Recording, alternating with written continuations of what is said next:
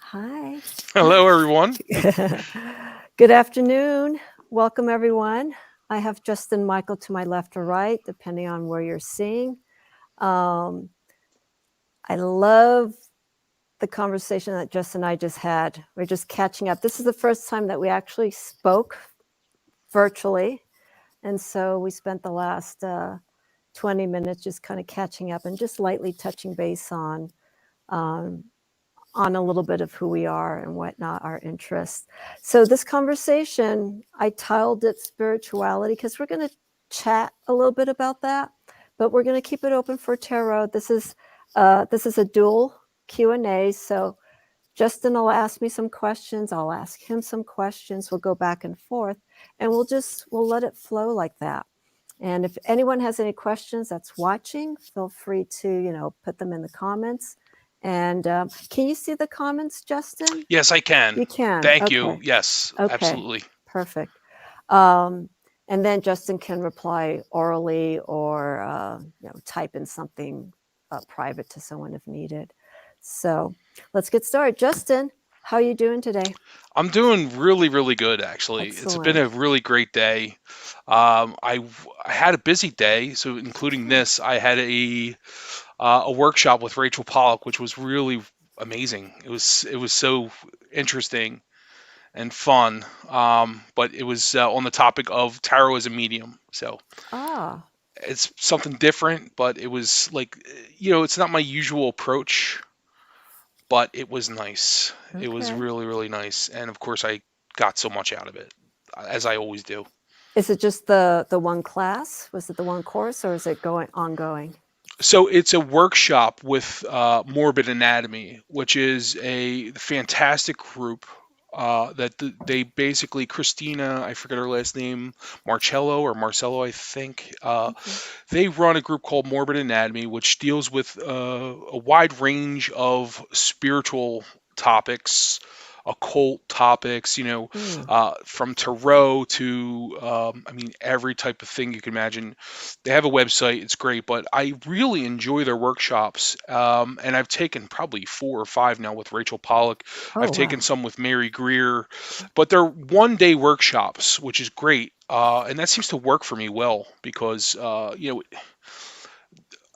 I'm all over the place. I love learning different things, and a week or 2 week workshop or even a 6 month workshop doesn't work as well as a 1 day workshop. I enjoy a 1 day workshop, Mm, for a couple hours with somebody like Rachel hmm. on a very kind of like special topic, so I Yeah. get a lot out of that.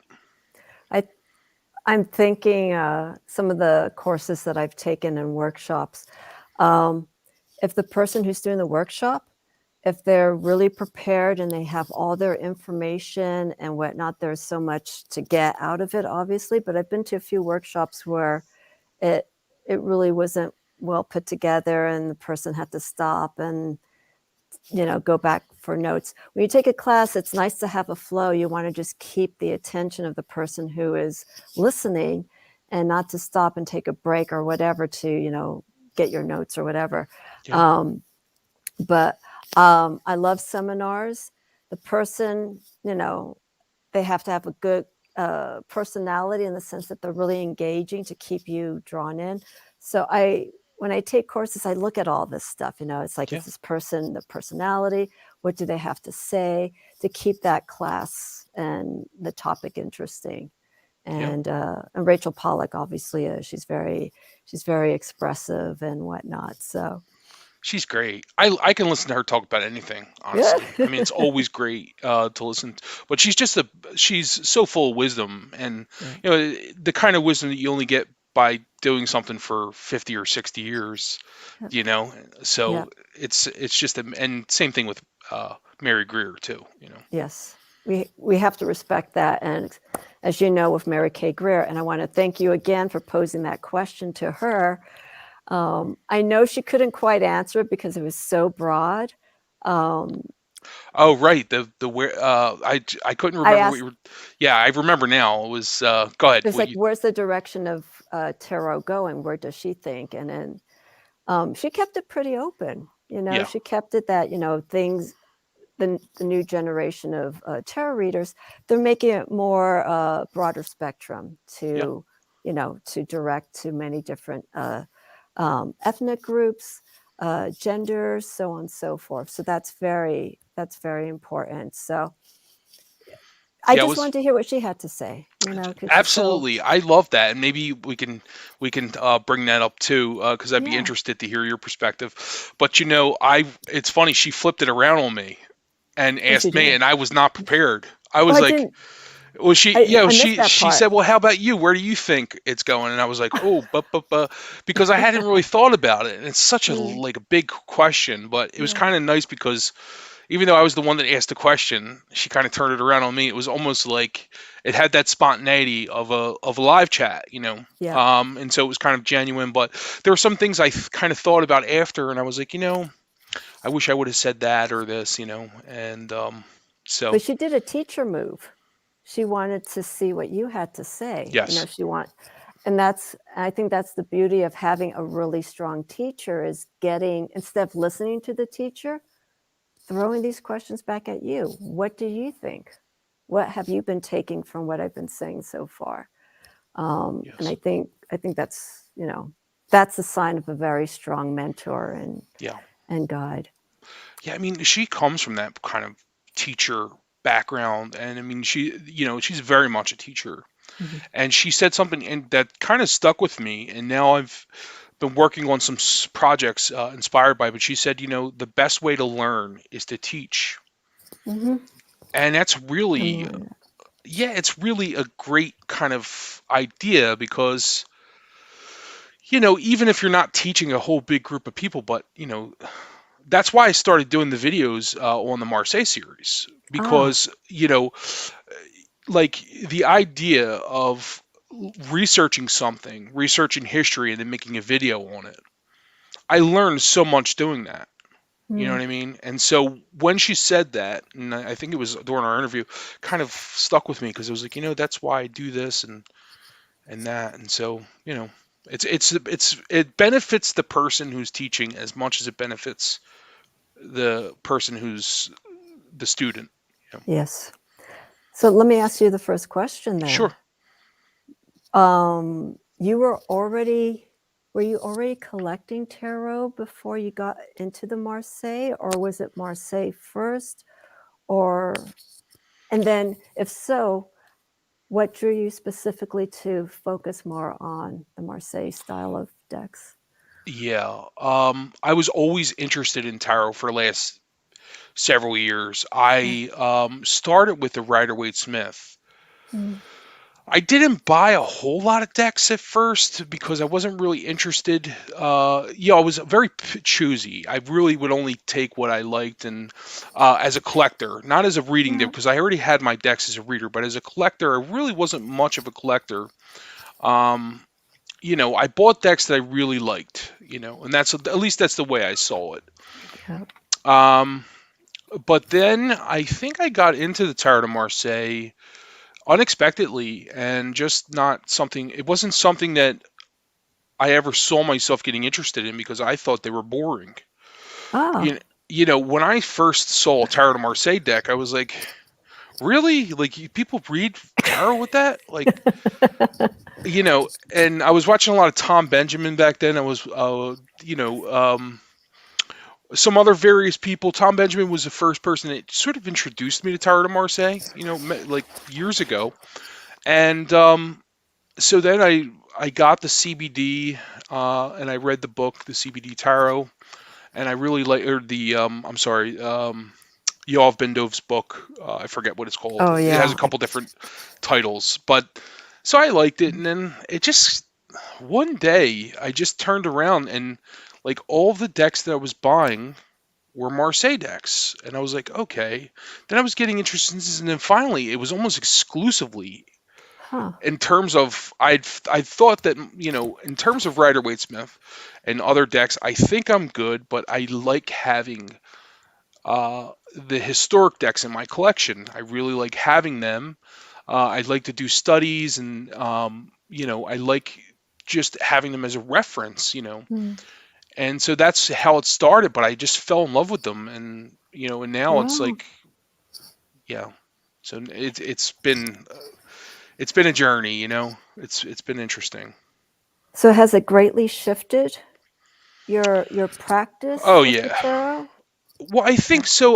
Like I said, I have multiple personalities. Okay, so there's the part of me there's the part of me that is like the reader and the person who wants to find a deck that I can work with, and I think that I pretty much have that.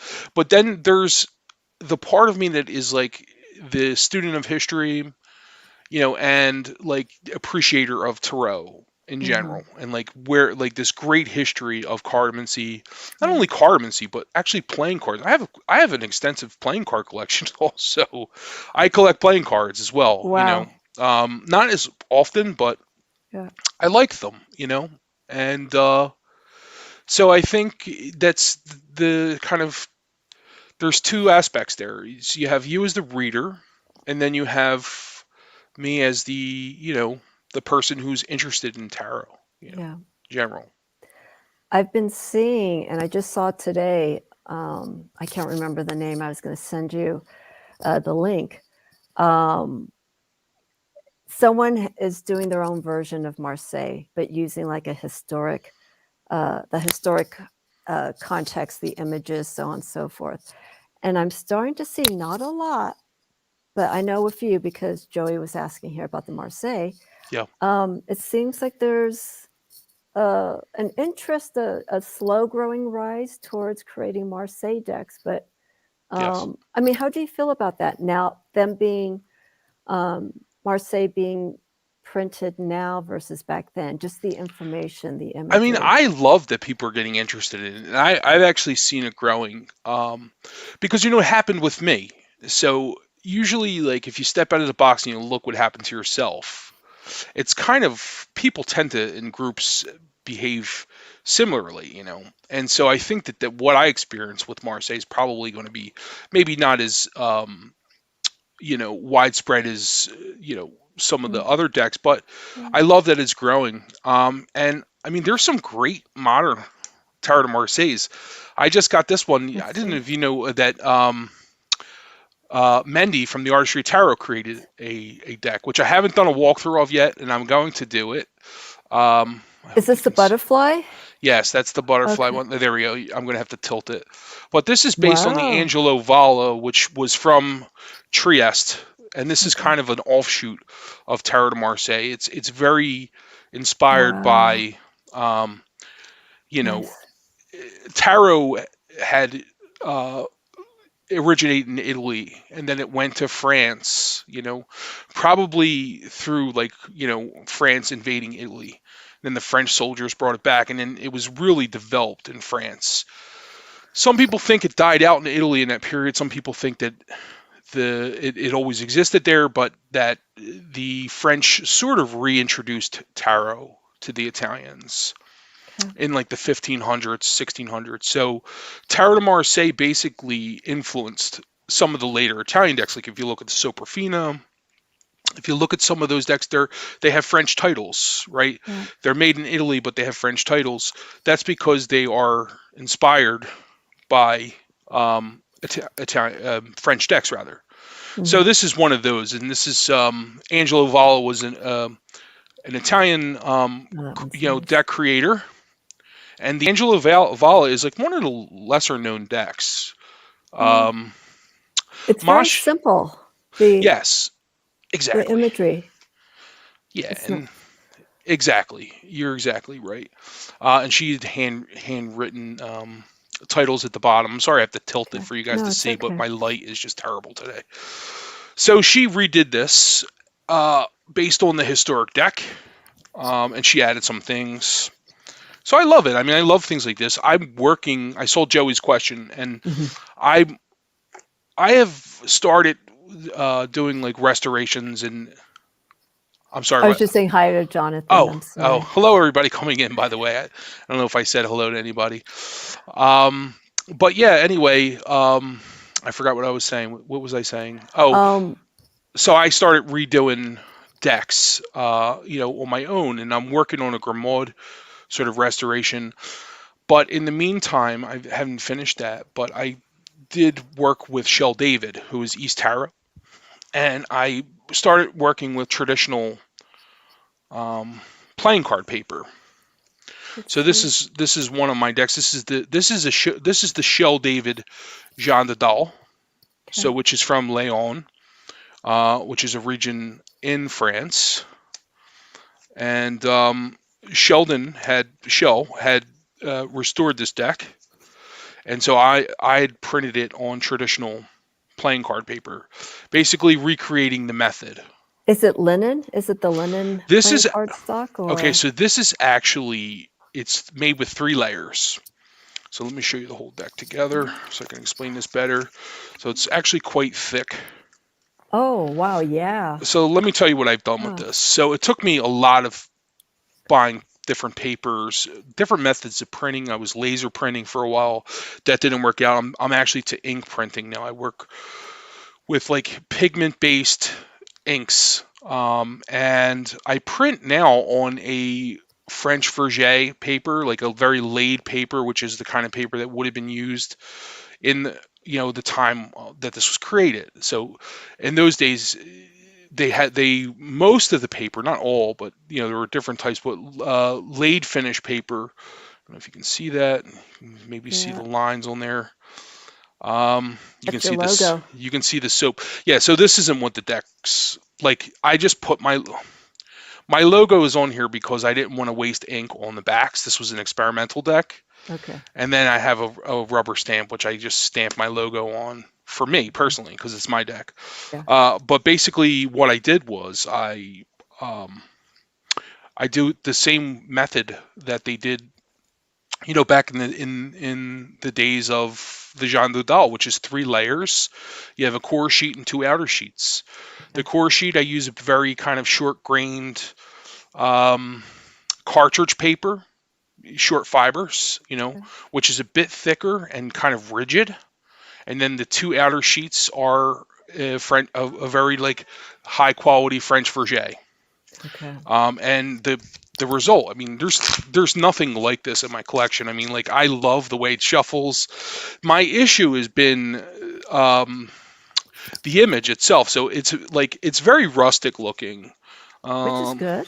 I Yeah. love it, but I don't know if everybody would love it, but I've improved this since. So now I have a different, I've improved the colors and so forth. And so it's an ongoing thing. Is it It's a is work it in matte progress. finish? Is there a matte finish to it? Well, Well, it's linen, but okay, the cardstock. it's not linen. It's actually cotton. It's mostly cotton paper. Oh, okay. But it's just regular paper. I mean, you can use any kind of paper really, and I could make something matte for you. That would just mean like, see, it feels matte, but it has a bit of a gloss because of the soap that's Okay. used. So traditionally, they would cover it with this specific kind of soap, and that's more it in part protects the ink from Mm-hmm. running, It but seals it it. also makes it shuffleable, and it just it feels Okay. incredible. I mean, dropping them all over the place. They slide as well as anything I have, and it's because of the soap. The soap does that, and it's just Huh. so that's what the soap does. It both protects the image and it makes them workable. You know what I mean? It gives it a tooth of sorts. It gives it so that it has Yes, some texture exactly. to it. Okay. And of course, there are different methods of doing this. I wanted Yeah. to do something that was close to the historical process. I also, by the way, I use a traditional glue, and I actually put moon water in my glue as like a personal touch because, Yeah. yeah, I just like to. It's just something I can do Yeah. to kind of put a touch of like spirituality in them, Yeah. maybe. Your magic. Yeah. That's always your And blessing. so they actually have a piece of the moon. And the original name that we came up with was Carte de la Lune, I think it was. Something like that. When Moon is a Sheldon and card. I, yeah, exactly. Like moon cards, basically. Yeah. But we just decided not to do that. But it's a work in Wow. progress. I Yeah. do it for myself more than anything. There may be a time when I might sell them sometime, but right now it's about just kind of creating and, you know. Like like we were talking before we went online, the printmaking. I took a printmaking course when I went to. My background is art school. I went to art Cool. college, um, and I was trying to find different kinds of. I was trying to find where my direction was. I knew I had something creative. I just didn't know what it was. So I did. I took a printmaking course, and I loved it. But it's a lot of work, Yes. and also the chemicals after a while. Yeah. Back then, this was like in the mid 80s. If you had sensitivity, you were in with these large masks, Yeah. because of the fumes, so on and so forth. Oh yeah. But I actually have upstairs. Oh, if I knew we were going to be talking about this, I actually did.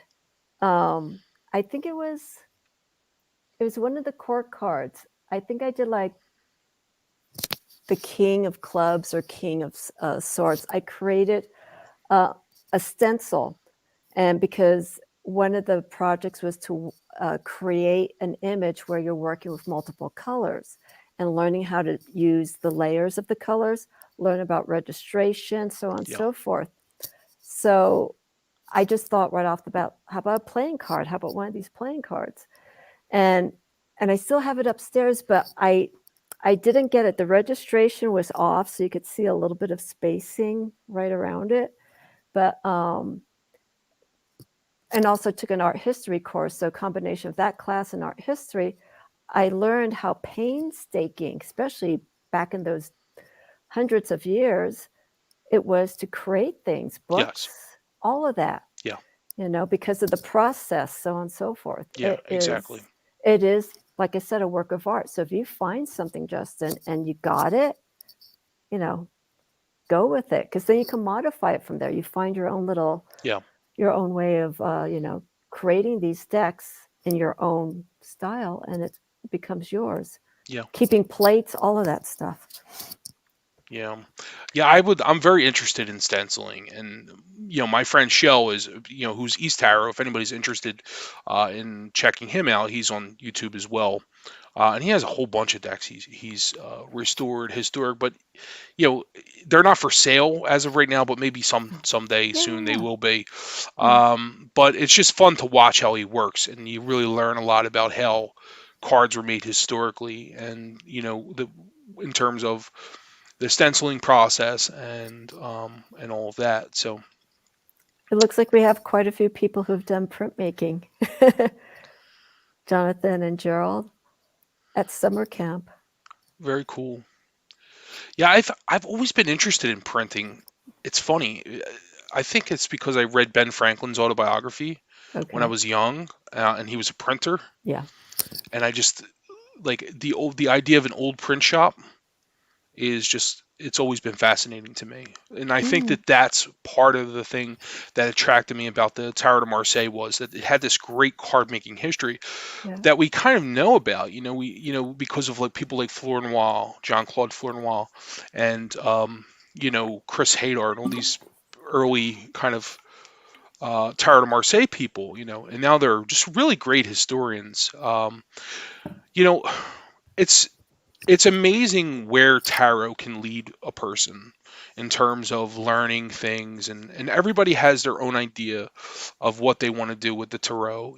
There are different kinds of readers, there are different people, and there are people that are just interested in the cards, and just like to collect the cards. There are people who are they're deeply spiritual tools. I mean, everybody has kind of their own little goal, but one thing is amazing to me is where tarot can lead people in terms of learning. Yeah. I mean, there's so many avenues. You can learn the history of it. You can learn the different stuff about the occult practices with it. You can learn printing. I mean, it's just so. Yeah. It's really, tarot for me has been just kind of like um, the common denominator between all these interesting things. But I find myself reading books on like the Renaissance. Like my last rabbit hole was like Cosimo Medici.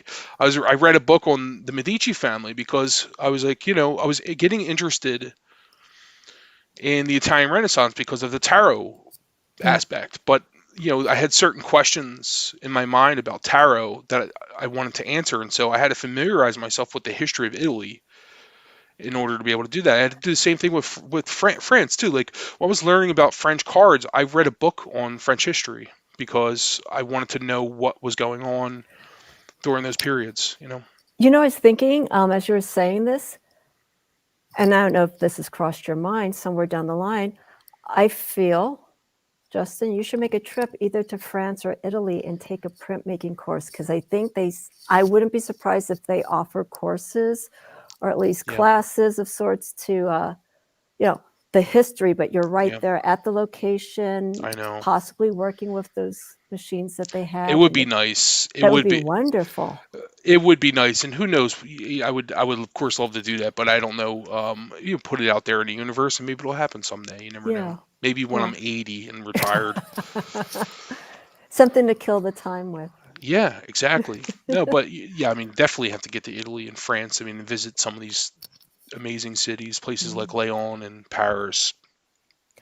You know. I will agree with you because it seems when just speaking to people who have a practice in tarot or just watching people here on YouTube, Instagram, social media, you mentioned about a common denominator. And one of the things that I've noticed is people who have started the tarot, they come from some sort of either creative background or educational background. And those are two opposing things because that creative involves the heart, emotional. You create from here. Then the educational comes here, the Yeah. mind. You want to understand, um, the structures, the details of the tarot from that perspective. Um, for me, it's actually a combination of both. And I am an artist. My background is as a photographer, and I used to do production work when I was in Los Angeles for 15 years, and that was all what I did. And but I still had my tarot. I had tarot deck at the time, but I noticed when I was talking to other people who at that time that were practicing tarot, they were musicians, they were painters, they had that kind of expression, and they felt that the tarot was that avenue that kind of emotionally opened things up for them to get to places that they couldn't do. Like when people write music, that's a form of healing. When people write, that's an expression of who they are, so on and so forth. Um, but the educational side, that's strongly where I come from, more from the creative side, the feelings, the emotions. But the educational side didn't come in until I took an Eastern philosophy class about 20 years ago to finish up my bachelor's degree, and it was incredible. We studied Buddhism, Taoism, and Hinduism all in one semester. Not everything, but we crammed in a lot, and that was my introduction to spirituality of that sort.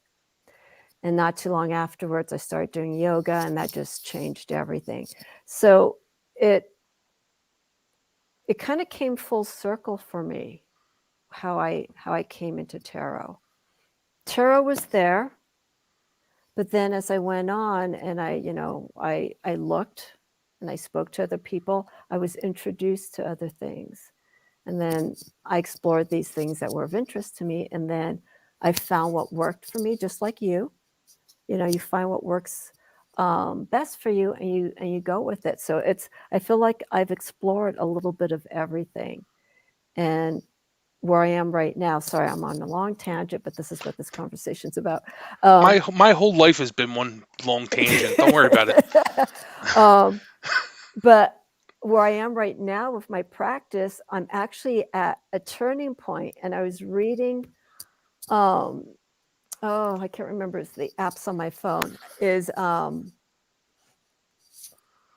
I was reading my astrology chart for this month, and there's a lot of Saturn and Jupiter Aquarius energy going on right now with my chart, and it's showing that there is change coming around, that I am moving in a direction where, you know, what I've been trying to find is starting to fall into place. It's like, wow, that is so interesting.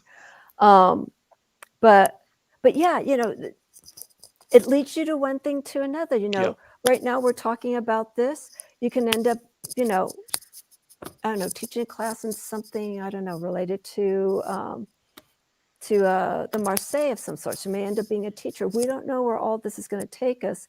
But what I love about this whole process is it's the journey. And you have to be open to this. Exactly. And it's not hard, but when people say I can't find where I want to go with my tarot practice, I think what needs to happen is don't feel forced. I think a lot of people, when they find the tarot, they're like, I have a tarot deck and it's not working. It's not like, you know, you put batteries in it or whatnot.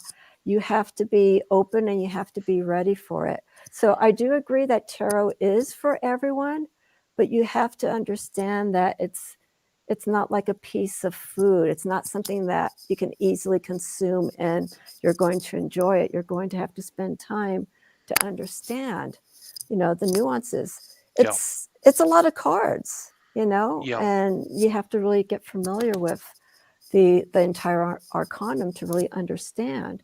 And once you've gone through that process and you've spent time with each of those cards, I think that's where people start finding, okay, this is for me, or nah, it's not working, and they just, you know, they do something else. Yeah.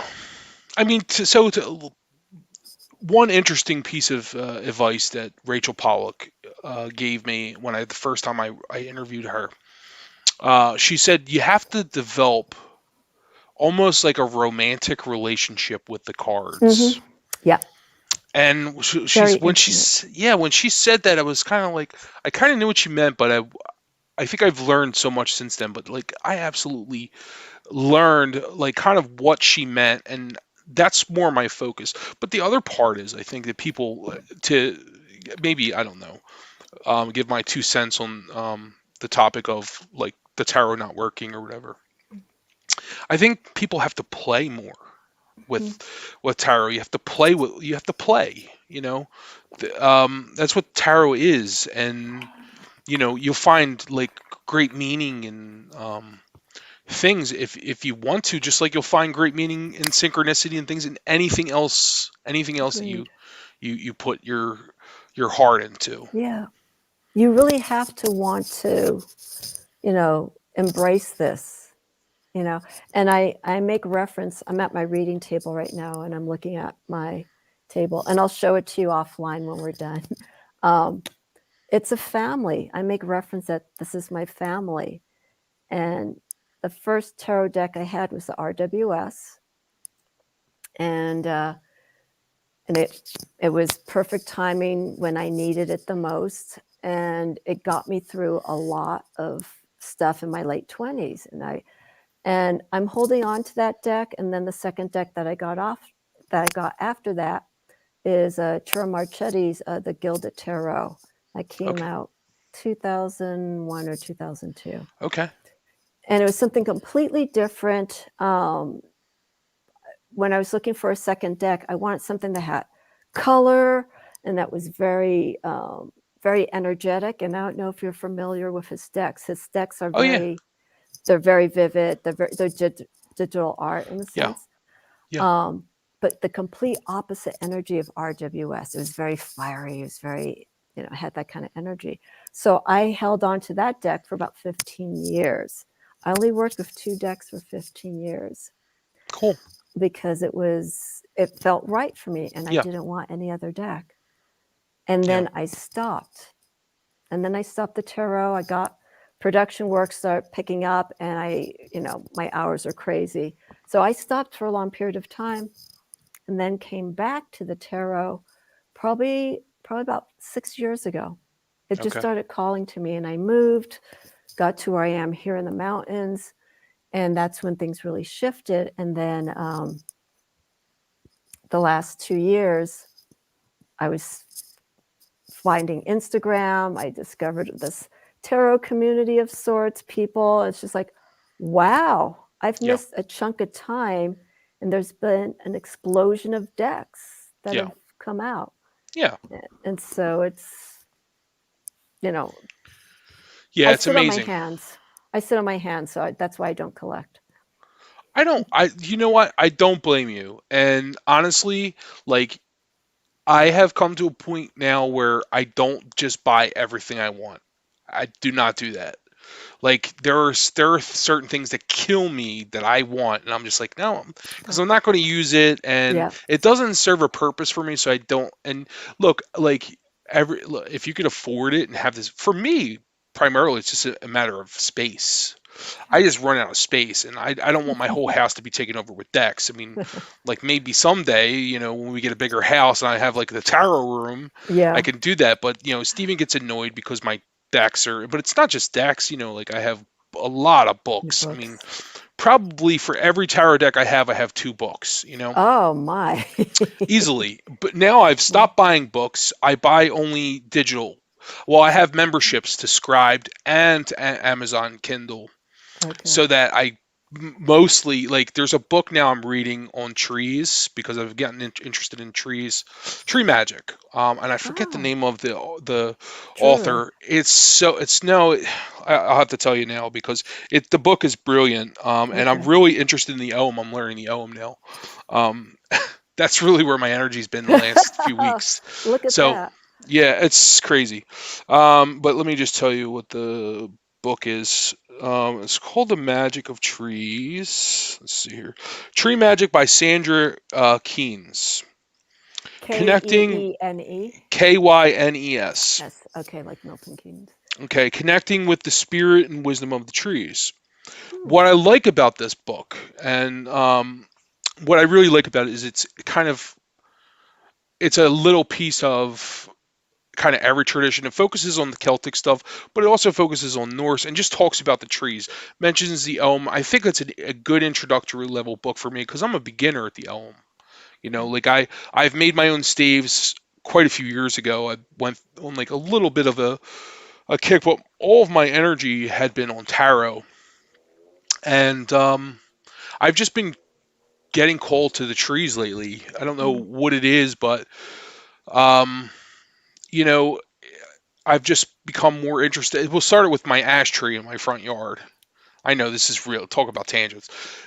So I made a wand out of my ash tree, and then I learned all about ash trees, and I was like, wow, okay, so the ash tree. I kind of brought this over here. Is So this is this is like a kind of a wand or a stick that I made, beautiful. and then I kind of put some Celtic kind of cool stuff on there. Yeah. Okay, so this is the ash tree, but the ash tree wood has a long history in Ireland. Said to chase away snakes, which is why St. Patrick supposedly chased all the snakes out of Ireland, because he used a stick made of ash, and it's a common wood for magic wands and things like that. So that got me interested in. I was like, well, wow, I have this big, beautiful ash tree in front of my house. And then I started getting interested in looking for different trees, learning about trees. And so it was a slow growing thing, but I don't even know why I ended up talking about trees. No. Go on. But basically, bottom line is now all of my books that I'm taking in, most of them are on trees, and I'm not buying any. But I read this one book by, the author I just mentioned. What was it? Sandra Keynes. Yeah. And I'm like, I want to buy the book, even though I have it because I just enjoy it so much. Yeah. It's just so helpful. But I'm just like, I don't need to buy the book. I have that membership. I'll just alleviate the book. Unless in the book there's like guides that show you, like, I don't know, how to work with the trees, like how to cut them a certain way, so on and so forth. Sometimes the book is good to have there because exactly. it's right there. Yeah, I'm still thinking about it. I don't know, but it might have some extra stuff, in it. And plus, it's just nice to have the book. You can flip through it a lot easier. It's just, So. I'm a book person. I don't, nothing digital, because, a lot of us spend so much time here on the screen. And there's something about, when I get home, if I have the time and I'm in bed and my head's just like spinning, it's like I need a book. I need to slow my brain down. And I have a stack of books. I have some right here too. That I just pull. And there's one book that I want to grab in a second that I want to share with you. But it's just that process. It's getting your mind away from everyday things, picking up this book and just reading that information. It's a different kind of it's a different kind of process, the way the mind works when it comes to being outside versus focusing on this. And the same with the tarot. You pull that one deck, you're not going back and forth with other decks. You're being directed to the energy right there, and that's where your focus is. And that keeps everything calm. True. I feel. So you have a really cool stick behind you, and I wanted to ask you what it was. What is that stick? I'm trying to figure out. It looks almost like ash, actually, but I don't even know what it is, but let me see here. I have sticks throughout the house. okay. I have the stick that's by the door. And I have to be careful. People are going to laugh when I say this. I kind of have to be careful who I bring into my house because of the way I have my house set up. So if there's someone that's coming in that I think that could be quite opposing to what they may see, if I know beforehand, I have to demystify, I guess, my house. Really? So, yeah, Oh. because I don't want, especially up here in the mountains, the mindset. Yeah. I just don't want to have any issues with anybody. True. I agree with you. Yeah. So I remove a few things and I keep everything else the way it is. This is probably, I'm not going to say it's ash. A lot of trees that are here are pine, oak. I'm trying to look at the bar. Yeah, it's very brown, the inside of it, but yeah, I don't think that's ash. It's probably some kind of pine. I would say so. You are probably right. Yeah, because of the It's bark. very heavy. The little Yeah. bit of the bark, it looks very kind of piney. But the bark, almost like alligator skin.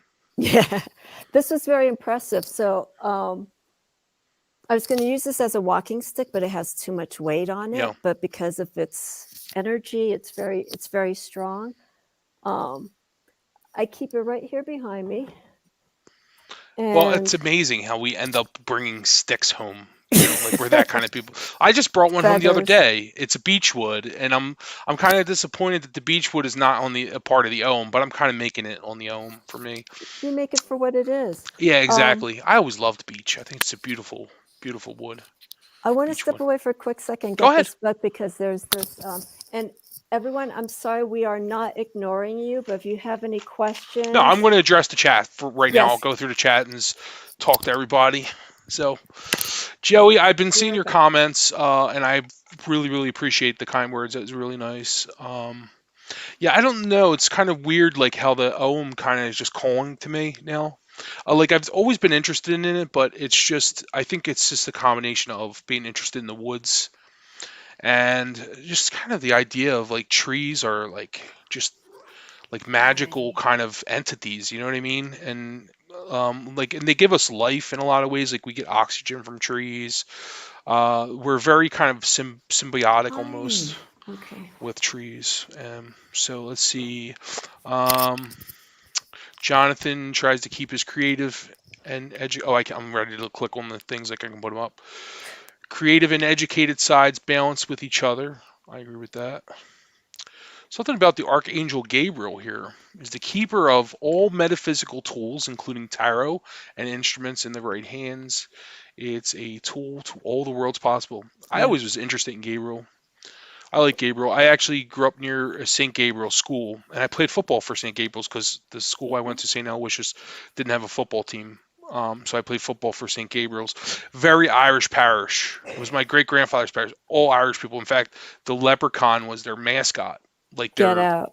Oh, yeah. It was very... Well, because back in the day, you had to be Irish to go there. And the Italians went to their own parish. Like, it was very segregated parishes, Two different Catholic schools of thought. Yeah. Irish Catholic and Italian Catholic. Big time, yeah. But they have a lot in common in certain ways, but also very different. Very common marriage. I'm Irish and Italian, so I mean, I'm literally a product of both Irish and Italians. But yeah, like it's funny. We ended up in the same place in the cities in America, and they married and had kids and stuff. All the So immigrants came over here and they all joined together. pretty Irish, much Italian. the Irish and Italians did for sure. Yes. Although I'd rather be at an Irish funeral and an Italian wedding. Explain. An Italian funeral is one of the most depressing things you'll ever go to. It's just very, very intense, and they really mourn a lot, and it's very kind of dramatic. Whereas the Irish, they just like buy a 30 pack of like, They do a wake. That's what yeah, it is. exactly. We just They start do a drinking. wake. They're Yeah. like, just grab a beer and sit down, and we start laughing about the memory of the people. There's a comedy series that a friend of mine who is a native of Ireland he turned me on to it. God, Justin, I busted up laughing when I saw this. It's called the Republic of Ireland. It's RTV. If you go on YouTube, it's a series that came out in the 90s. And what it is it's a comedy series, and it's the revolving actors that come in. They play different characters. They take a poke at Irish lifestyle, like how the parents are Catholic and Protestant. And I grew up watching Benny Hill, all the Faulty Towers when I was a kid. So I sort of got into the whole Anglophile at that age, and seeing also the Irish side with some of these programs.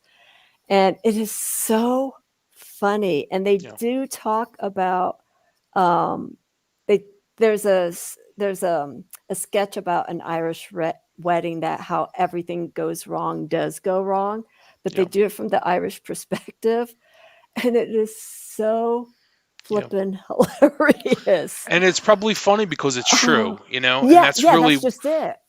that's when you laugh at something. It's because it's so genuine. Yeah, and it was just very funny. Another culture that's very they're very ritual when it comes to funerals is the Greeks. Oh The yeah. Greeks are Well, the Greeks and they Italians are, mourn yeah, they're the months. same. They're very, very similar. I want to say the same. They have a different kind of religion and different history, Mhm, but their histories are tied together. The Greeks and the Romans, mhm. Greco-Roman.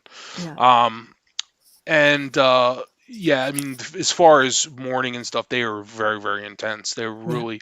I think the Irish had such a horrible. And I say this with the greatest respect, but we had such a horrible experience in the past and history. I mean, really, especially in like the famine years, and Irish history is full of tragedy and sadness. And even the weather is terrible in Ireland. I mean, it's like I think that they just had to overcome that with humor, mm, and they're just so used to it. Like it's in our DNA that mhm. I think at a funeral, it's like it's nothing. It's like we're all gonna, Yeah, it's someone dies. just, yeah, and you just laugh about them and you celebrate them, but Yeah, in the end, they're very kind of hard people. They're very. It's amazing. It's growing up in both cultures. You really yeah. see it, because I had my Italian side and my Irish side, and I dealt with both very, very, directly. And I would see, my grandmother, when my Italian grandmother, when my dad died when we were young, died kind of tragically. She wore black for like 5 years. She wore Oh, wow. black every day. I mean, it was like really intense. I mean, just Yeah. like very dramatic at the funeral, or it's just different. It's a different way of It's the processing it. cultures. It's the Yes. cultures. Oh Just, yeah. Italian funeral here in the U.S. is no different than an American funeral. But if you go over in Italy, it's going to be different. Oh yeah. Family tradition. Each family has their own way of Yep. doing burials and whatnot. Um, Yeah. I feel I'm going to go on a tangent with this, and I don't want to go there. Oh, go ahead. I don't have any time constraints. Go ahead. No, it's just yeah. I talked about this during my Samhain live, and there was there was a person in the chat, me and another person in the chat, we were talking about burials, different ways to be buried. Cremation, obviously, and then there's burials. But then I was reading, and I can't remember if I saw this online, and I will show you this book before I forget. It's a natural form of burial where you just, you strip the clothing off the person. And this is if it's for their wishes. You shave off all the body hair and you naturally just bury them in the dirt.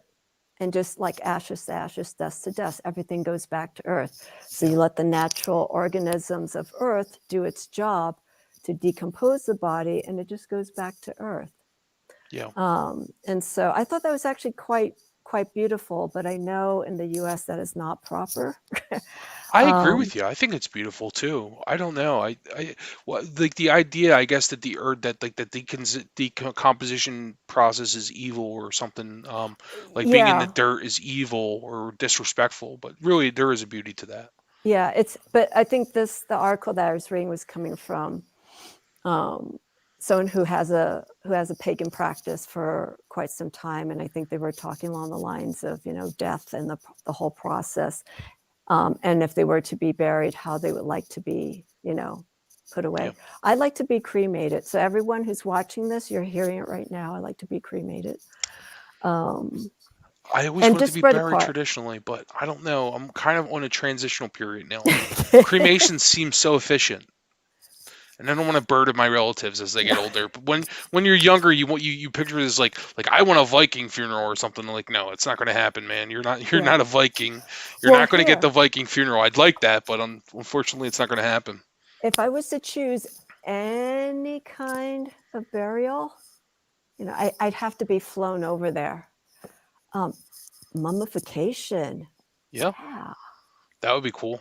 Being Yeah, stuffed with frankincense and myrrh and bay leaves, and yeah, there are specific kind of herbs that slow down this is, again, I talked about this during Samhain. There's certain kind of herbs and incenses that you put in the body that slows down the decomposing of the body. So that's yeah, why mummies are found the way that they are, with yeah. sometimes the skin, depending if the process was done properly, Right. still intact. It's like, God, that would be wonderful. Yeah. You're right there in the living room. Okay, sorry, I don't mean to freak anybody out. I'm being lighthearted about this. But if I could, eccentric wise, I think that would be quite wonderful. And then, somewhere down the line, you know, they can do a study on people who get mummified and just see what that culture was like hundreds of years ago. Let's see here.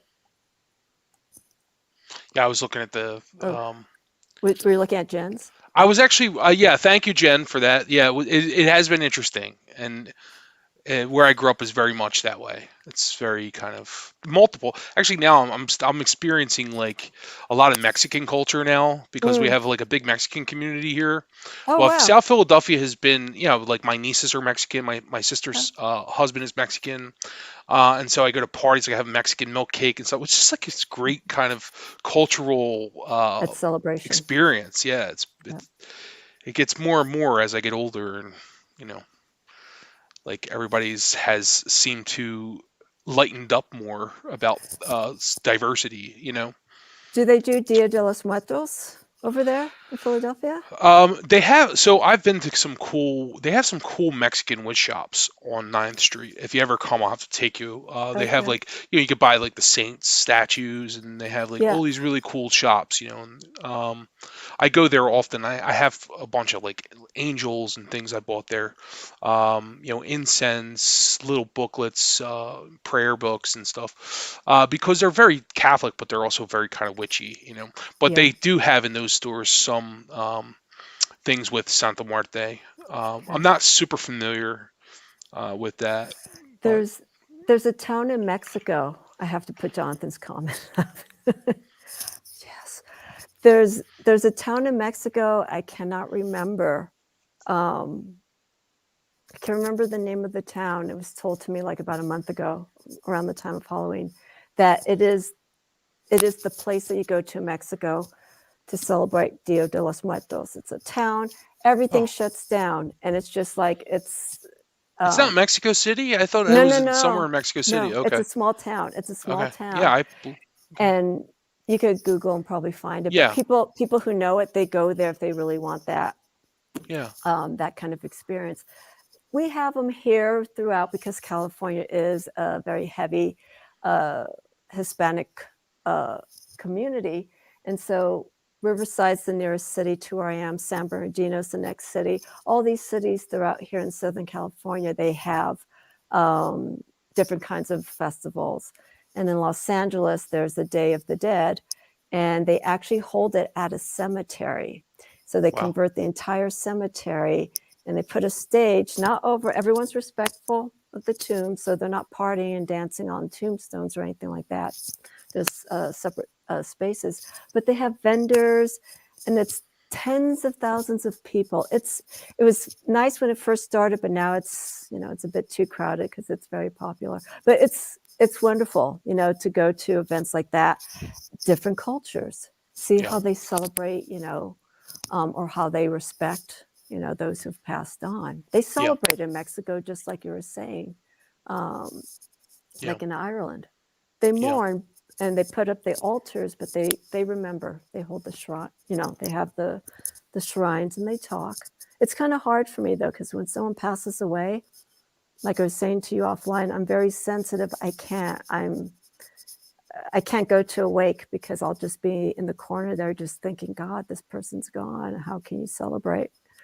That's I know. just, that's just, I that's think me. as I get older, I'm getting better with death. I used to be so afraid of death as a young person, and I Why? was just obsessed with it. I Why do you just, think? I just, well, I was more afraid of. I don't know why. I think it's in us all to be afraid of death, especially when we're young. But I was terrified of it. But now I've kind of like I've gotten a lot better with it. Like I've seen some close friends pass away, and I'm also kind of excited about like maybe what's next. like I don't fear it as much. I think it's just kind of.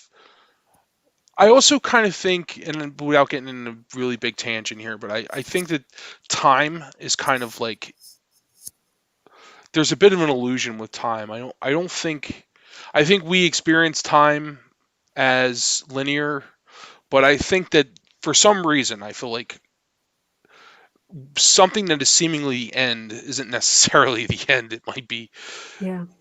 when you mix everything up, because time is like can be measured. It's strange. So Yeah. there's a lot we don't know about time and consciousness and all. I don't know. I don't fear it as much. Well, going going back to what Jonathan was saying when he was a goth, I came from that kind of culture when I was in my 20s, going to clubs and listening to Bauhaus and Goth culture? yeah, Really?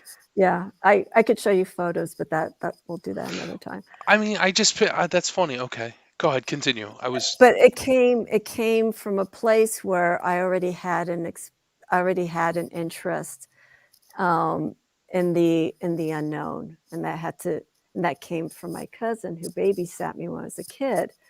She when my mom was a nurse, so when she would go to the hospital, my dad would be working.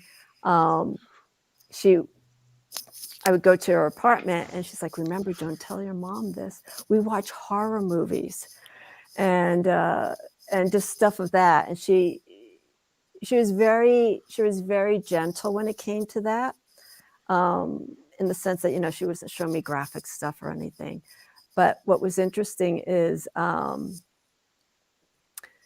the influence that she had on me, and I didn't realize it until I got older and I started exploring divination and wanting to know the unknown. I remember when The Exorcist, when that movie finally came out on TV, because it was so controversial when it first came out in the 70s. yeah, I think originally it had like an X rating, yeah. because if you've seen the original, it's pretty, even It's to my this very favorite day. movie of all time, by the way. Yeah. I've But been that to the cruise, steps. I've been to what's the that? I've been to the steps in Georgetown many times. Oh, you In fact, we have. go to dinner in Washington a lot. We spend like an overnight or weekend because we're very close to Washington D.C. Yeah. I drag Steven to those steps every time because I just want to go Oh. there. And when I get there, I scream, Marin! Like when Father Marin walked in the door and you're, Marin!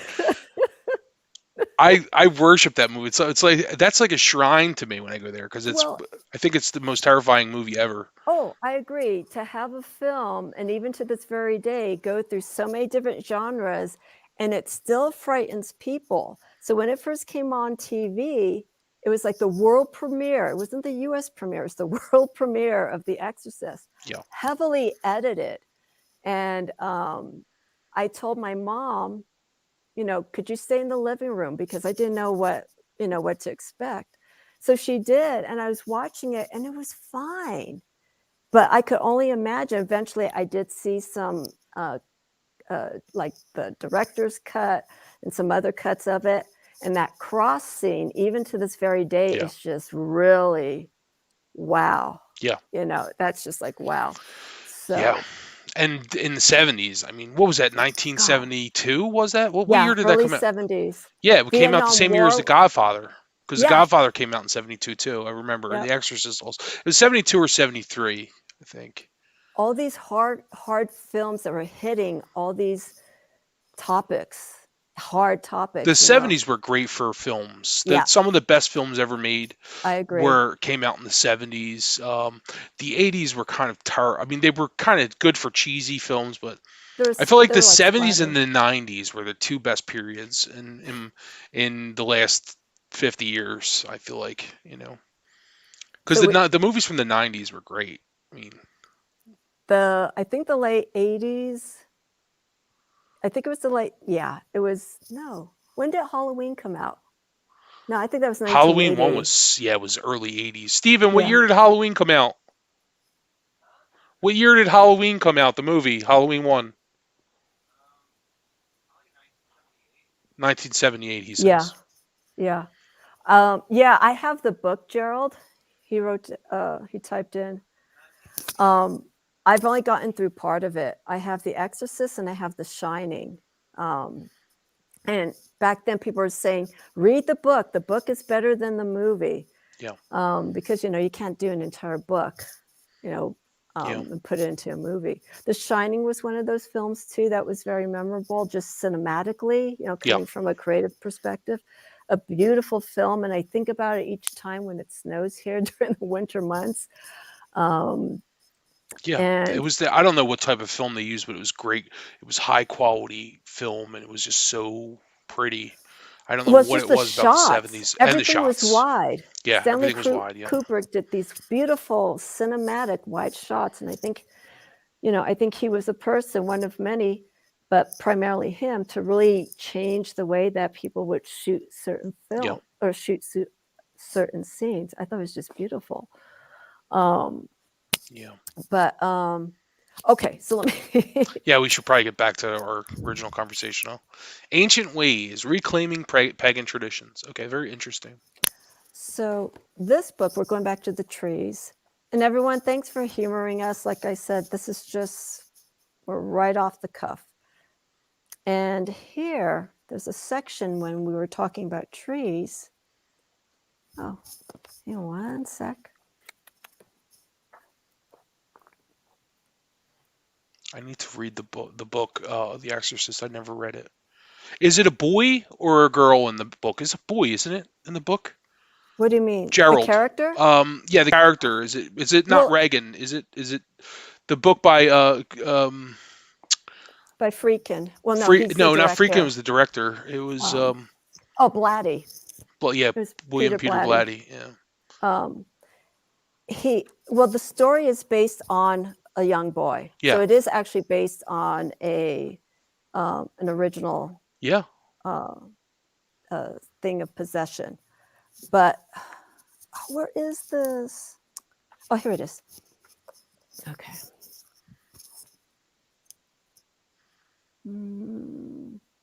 Oh well. Okay. So it shows the different trees. Yeah, I see maple and oak. Do I see oak? No, no, just maple Oh, oak's on the bottom. There's on the ash bottom. for Yeah, you. there's oak. And then it shows there's your ash for the besom, Yeah. for the broom.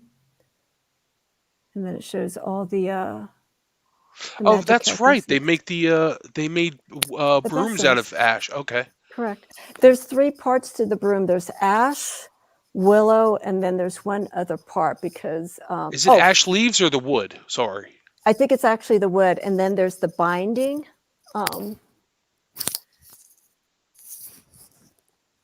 This I got at the store, but there's 3. Oh, I love it though. It's pretty.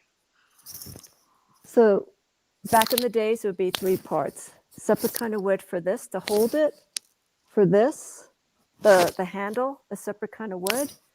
And then for the actual bristles, it's a different kind of wood. So Okay. they combine all those different properties, and then they're bound together. And I thought that was so beautiful. Yeah. And that's something that I can get here in the backyard easily. Yeah. But if I get this, When I made my ohm, I used one type of wood, and I went out in the woods and I searched for the perfect piece of wood. I went out into the woods with a saw, and that I actually documented it on my YouTube channel because I saw a deer. There was a deer stalking me, and it was not afraid of me. It was like a yearling. It was a young deer, yeah, and it was the most special experience ever. Like because this deer was just following me like everywhere, and it was like not even 20 yards away from me, and I was just like I was talking to it. It's a park, so they don't have any hunting there or anything. But anyway, I found this perfect wood, and if you can hear it, oh yeah, it's because it's hollow. Like the wood, I don't know if you can see that, but you see the hole there? they're all like that. There's holes in the Yeah, center. there's holes in the center. You can make wind chimes out of those. Yeah, it's they're Yeah, like they have like a great sound. So I just happened to find it, and so what I did was I just put I the like ohm. that. But so, like, there's this idea of ohm having the corresponding wood with the tree, and that's really nice. And I would like to get one. But what I've been researching, the the Druids and so forth, they wrote on certain types of wood, Yeah. and even the ohm on stones. So they didn't actually like that was never an actual practice. I don't believe for divination. I think they just would get one type of wood, Okay. probably ash or like something that they liked. And I think hazelnut tree was what I Hazel. read, which was a type of wood that was used.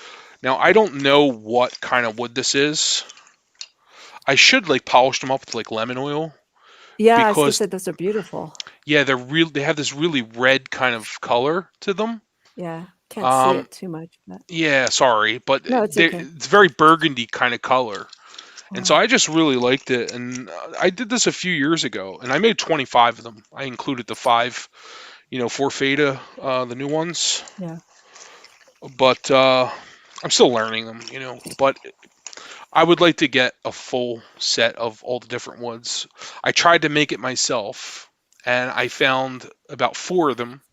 One day I was out in the woods with my cousin, and I found an apple tree in the middle of the woods, which was amazing. It was just this apple tree there. It was a beautiful apple tree on state game land, public land. So I got some apple wood that way. I found there was a nice branch actually on the ground, so I didn't have to pull it from the tree. Hmm. And I have an apple wand, and I've gifted some people some apple staves, that I made. But the problem is like finding blackthorn. Mm. I found holly. I actually have a piece of holly over here, which is nice. In the same area that you went to? No, I found holly locally. Okay. Because there's not a lot of holly. First off, and usually there are bushes, and you can't really get like a stick. But the holly bush that is near work, I happened to see just had some sticks like next to it, and it was so I grabbed a piece of holly. So now I have that, but it's kind of small. But my point is, it's hard to find all of the wood Okay. to make your own staves like that. To have a representative. I don't think it's that important to have that, like as far as divination is concerned. Hmm. I think you can use like ash wood or something like that, or have different ones. Yeah, I think just work with the sources that you have in your vicinity, just plain and simple. Yeah, Don't have to go to the store and pay $20 for some wood that comes from another area of the state. Just work with what you have. Like I yeah, have pine, Douglas fir, evergreen, cedar. They're all back here, and that's what I work with. If there's something here in the book that offers, some use of wood that I can't get to, then I just don't use it, or I just modify in some other ways. There's okay, no set rules. You work yeah, with the properties that you have, true. and you put the magic into it, and you make it your own. And that's That's good advice. Yeah, and that's that's the best approach to work yeah. with this I kind of just stuff. love blackthorn though. I love the way it looks, and I just love the idea of a shillelagh. Like the Irish shillelagh is made from Yeah. blackthorn. It's great for walking sticks. Is it smooth? Does it have a Oh, it's normal smooth? very, very smooth. Yeah, I think Ooh, out of nature it comes with thorns on it, but yeah. they shave the thorns off. But it's a very curvy kind of wood. Okay. It's very like kind of looks like I forget the name of the trees in Florida. They're like walking trees. Like it kind of has like this kind of Yeah. very curvy nature to it. Okay. But I don't think. In fact, I think it was bad luck to bring blackthorn blooms in the house. And some cultures in Ireland, I might be, I don't think I'm mistaking this. It's either ash blooms or no, it's not ash blooms. I'll tell you about ash. No, it is blackthorn blooms. You could not bring them in the house, and they would even say if you did, somebody would die in some Yeah. parts of the culture. Yeah. That's blackthorn blooms, not the wood. The wood was used for walking sticks. Huh. Ash, they say Okay. if you have an ash tree on your property and it doesn't bloom seeds, like the seedlings that it Yeah. blooms, because it keeps seedlings on the tree all year round. If it doesn't have that, they say that couples like that live in that house will have bad luck. I don't know. That's the ash tree, but Yeah.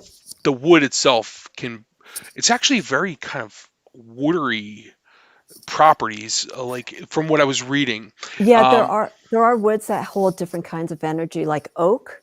Oak is very fiery because it's welcoming in the longer days. yeah, It's a sun god, and holly, the holly king brings in the winter, the autumn season. So those kind of lean more towards not so much water, I guess probably more air.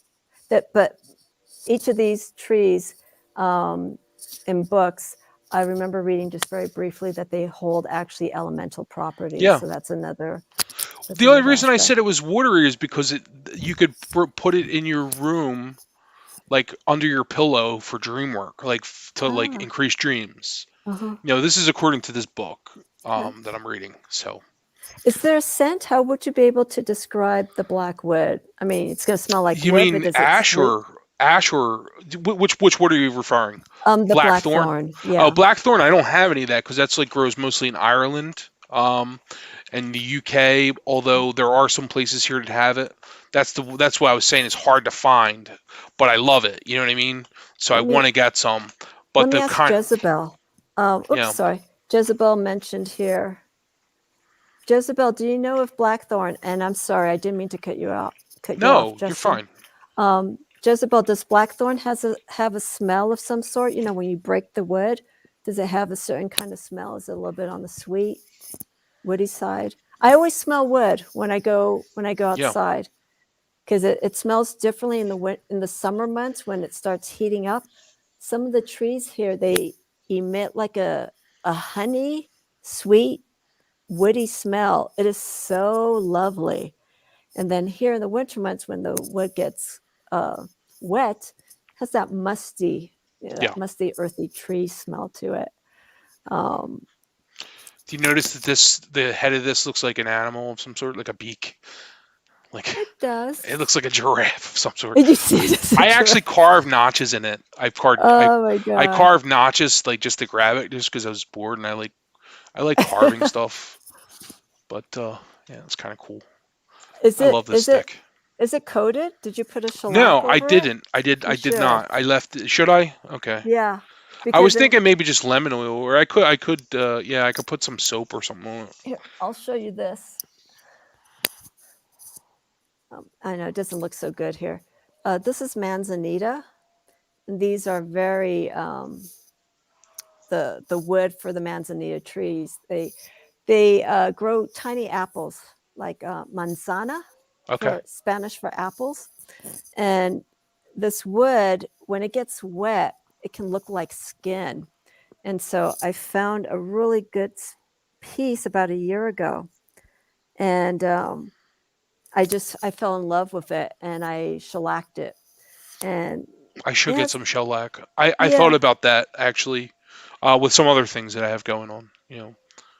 it's Even was going to try it on cards, shellac, because Robert M. Place had told me a while back. I was talking to him about like what was used. I'd sent him an email, and he told me he thought they used shellac on older cards. I oh, don't know if it's what's the true or not. difference? Well, shellac is made from a bug. It's like natural. Shellac is very natural. It comes from insects, Okay, like an insect shell. So that's what shellac is. It's a very kind of nature-based, um, kind of like protectant or preserver, yeah, and it's okay, also very old.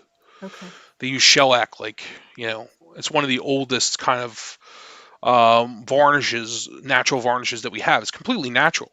You know, okay, so huh, they didn't have many varnish, but I don't think they used varnish back then. They just used soap. But maybe in Italy they did. I don't okay. know. I But he mean, recommended that I try it, so I thought I would eventually. it'll be kind to the cards, though, right? It's obviously not going to do damage. I don't know. It would be a total experimentation. I Yeah, wouldn't do it on anything valuable at first. I would try. I would just randomly try something. yeah. See how it Shellac came smells out. like ladybugs. I mean, it basically is. It comes from the bug. It comes from like That's the pretty strong yeah too. the sac or something in the Okay, bug. I forget what it's called, so but that wouldn't it's been be around forever. that sounds like it's not appropriate then if you're using it from the animals Yeah, I because don't they don't. know. I use Uh, mostly use soap, okay. on my cards, and you could also use it on wood. You can use Castile soap on wood. They do it still in Holland. They Just straight refinish. Castile soap.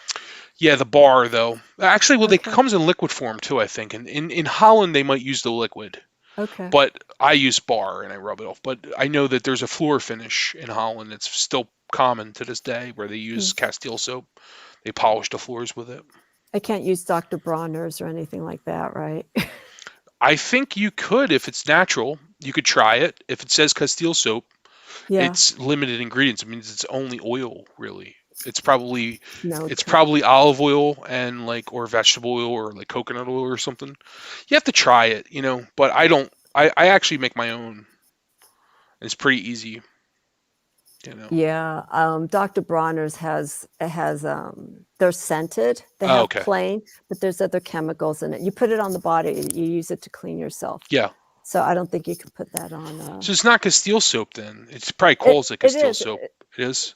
Yeah, I guess the base of it is, but then they put other Okay. elements into it. It's natural, it's organic, but there's other Okay. things in it. Oh, okay.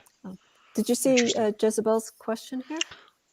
If you print with water soluble ink, you can't shellac, but oil-based inks or laser print you can shellac. Yeah, I don't know. That's what I was going to try. I would have to. Yeah, I don't like I said. Yeah, like oil-based is best with the water-based, especially actually more than the ink. It's the glue, like The glue. the glue that binds the cards. A lot of times, if I use a water-based um, um, varnish, Can you show it'll it? yeah, it'll what'll happen is it'll warp the layers. Because this is basically it's reversible. I mean, if you wet this card, soak it in water, it's going to peel apart. Yeah. You know what I mean? Yeah. So Hmm. that's why you have to be careful. Oil based is best. You don't have the problem with oil based. So Correct. Correct. yeah. Okay, let's go back to tarot. Yeah, what are your plans for the? I wanted to know what you were going to do for the solstice because I'm really For looking. Yule. Um, Yeah. I'm going to do a live 1 or 2 days before, Okay. but what I do is I usually keep my practices for the Sabbats very simple. Um, and I have to go out and do some wild harvesting for it. I haven't done it in 2 years, but I created a Yule log, which is traditional for the Yule Sabbat. And so basically, primarily, if you could get oak, you could get an oak stump of some sort. It could either be full, it could be round, or it could be sliced in half. And then what you do is it's talked about in ancient ways as well, but I was doing this before I got the book. And you drill holes, you put candles in it. So Oh my Yule is God. basically, you'll love it.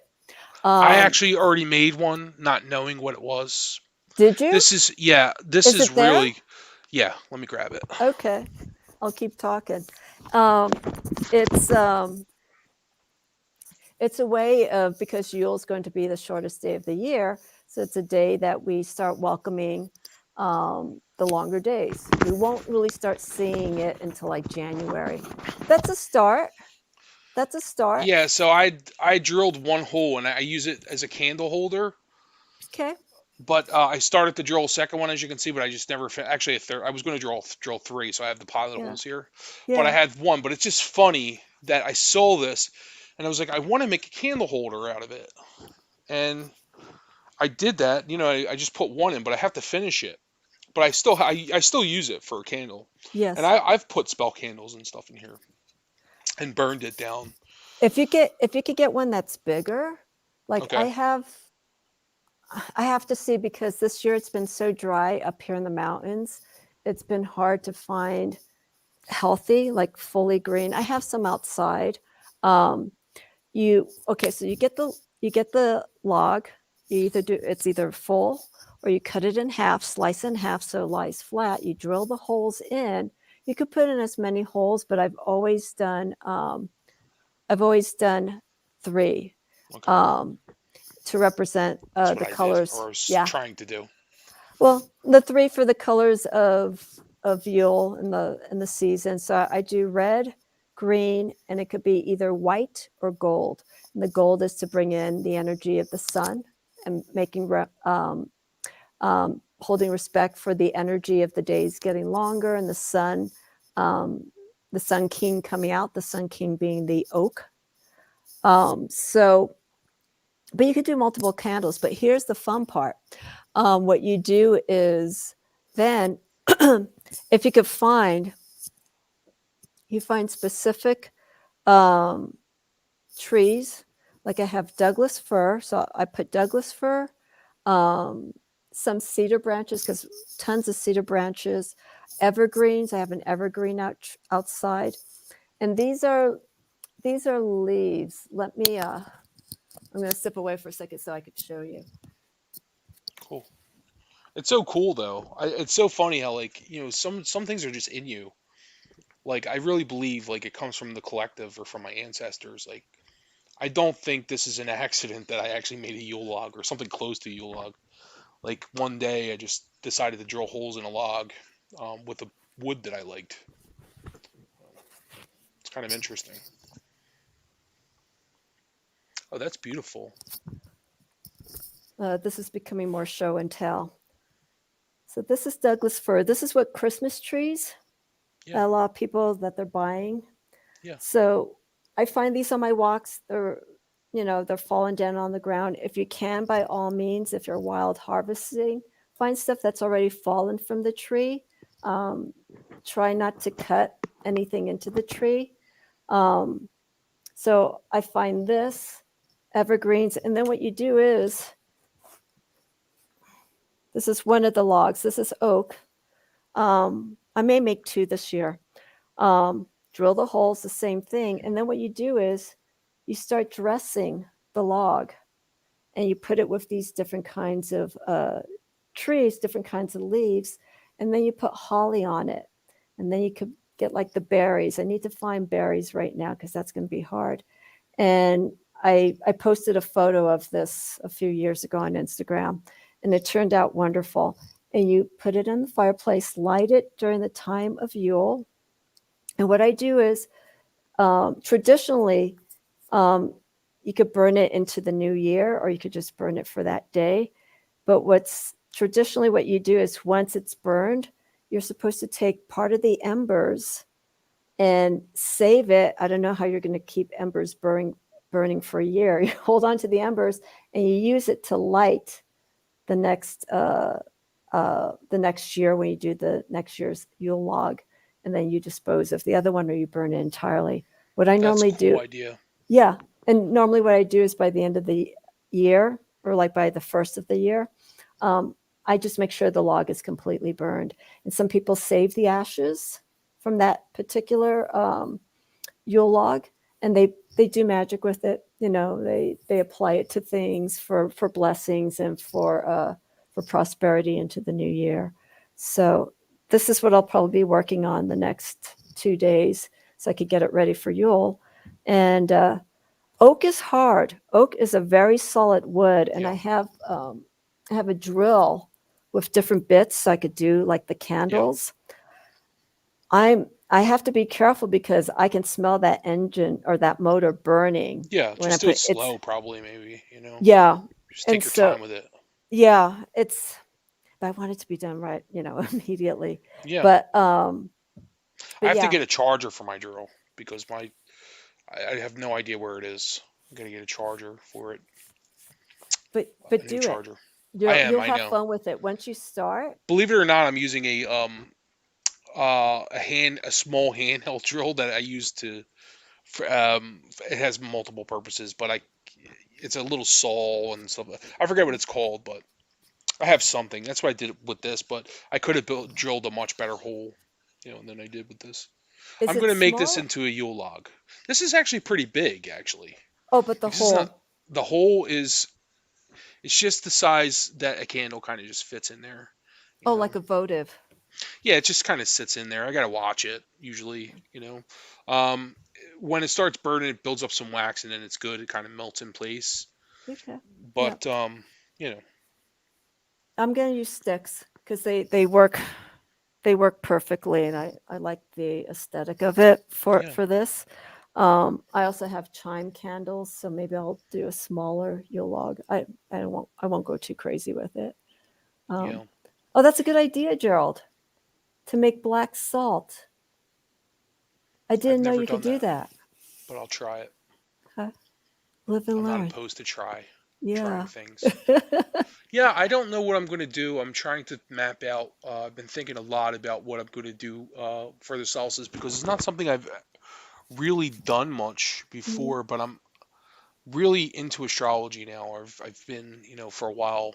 Part of watching your channel has really sparked that interest in me, the astrology, and I just think it's really kind of cool that everything aligns the way it does on the solstice, and we start kind of fresh again. And so Yeah. yeah, I've been started with the lunar phases, paying attention around the time of the full moon, Hmm. doing spreads and just being mindful. And so I think this is the big one. I actually bought the Yule book last year, and I didn't do anything on Samhain because I don't know, but the solstice to me seems more, both solstices seem to be very Hmm. important.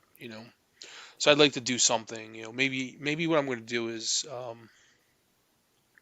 I'm going to do some kind of spread about my year ahead, and maybe make my plans. I already know so next year, 2022, is a temperance year for me. Um, I'm thinking I want to explore alternative systems, which is funny because I'm Okay. already getting there now with the Ohm and so Yeah. forth. But I thought I wanted to. Last year I almost did it with like Lenormand and stuff, but I'm not really a Lenormand person. I'm more interested in the Ohm right now Okay. and dice. I love dice. The idea of numerology, working with dice, Mm. polyhedral dice, and so I thought I would explore that and still do my tarot work, but I want to learn other systems this year. I thought temperance kind of played into that a bit. I think working, I mean, at some point you can only go so far with the tarot. And that's, like I was saying, when it came time for me to move on from the RWS and I got the Gilda Tarot, it's still the tarot, but it was a different kind of energy. And I think, as I mentioned earlier, as you explore, as you go through your practice and stuff, you'll find these tools, and that's where you are right now. Yeah. You're finding what works for you. Some people, um, astrology, I came across just, I knew about astrology when I was doing the tarot, but it just seemed too complex for me at the time, and I just really wanted to stick to the tarot. It gave me what I needed, and it was until like last year when I got, and I know you saw the conversation, when I got the Unified Esoteric Tarot, um, and and I was working with Attila's deck. It's just like, wow. Just I wasn't expecting it. I saw the decks like, let me look into this. And his deck is broken up into different concepts. This here, he even has the tree of life in Okay. this deck. Yeah. And you have the major arcana, the minor arcana, you have the astrological signs, you have the court cards, and he has it broken up into different planetary relationships. But what's different about this deck is it also includes the outer planets, which is Neptune, Uranus, and Pluto.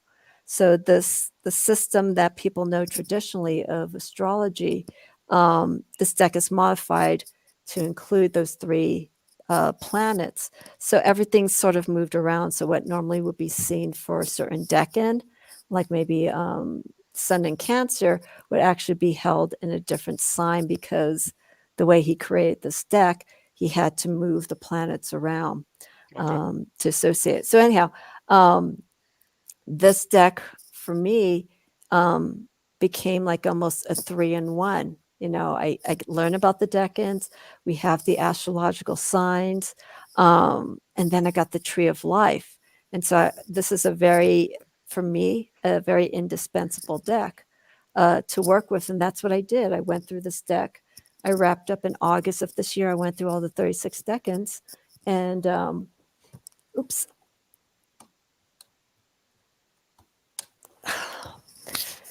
And it really changed, the way that I look at astrology in the tarot. Yeah. I don't know aspects, transits, any of that. I decided while working with this deck and a few other decks that incorporate astrology that I will have to make a decision that I'm either going to become an astrologer. Hey, Tail, how are you? Yeah. She's been here the whole time with me, actually. She's my She's a girl. tuxie. Yeah. I've only had tuxedos my whole life. I Oh, have I two love others that aren't. Well, tuxes. I have one other that's not. I have two tuxes, but she replaced my other tux, and then she's bad, but she's a good girl. She's one of my favorites. I love her. She's attached to the hip, but Oh my God. yeah, that's Katy Perry, Purrie. The I'm cat not we going to had sing. before was Lady Gaga, so we had that was her name when we adopted her. But Okay. then when Kept it. Gaga passed away, we decided to name her Katy Perry, That makes Purrie, sense. I because she like looked that. like her, and it's funny. Keep the music icons. Keep it in the family. Yeah, but Oh, actually, it's weird. I had a tuxedo cat my entire life since I was born. Bandit, so have always a I. tuxedo, and then they just became a part of me. Like, So have I.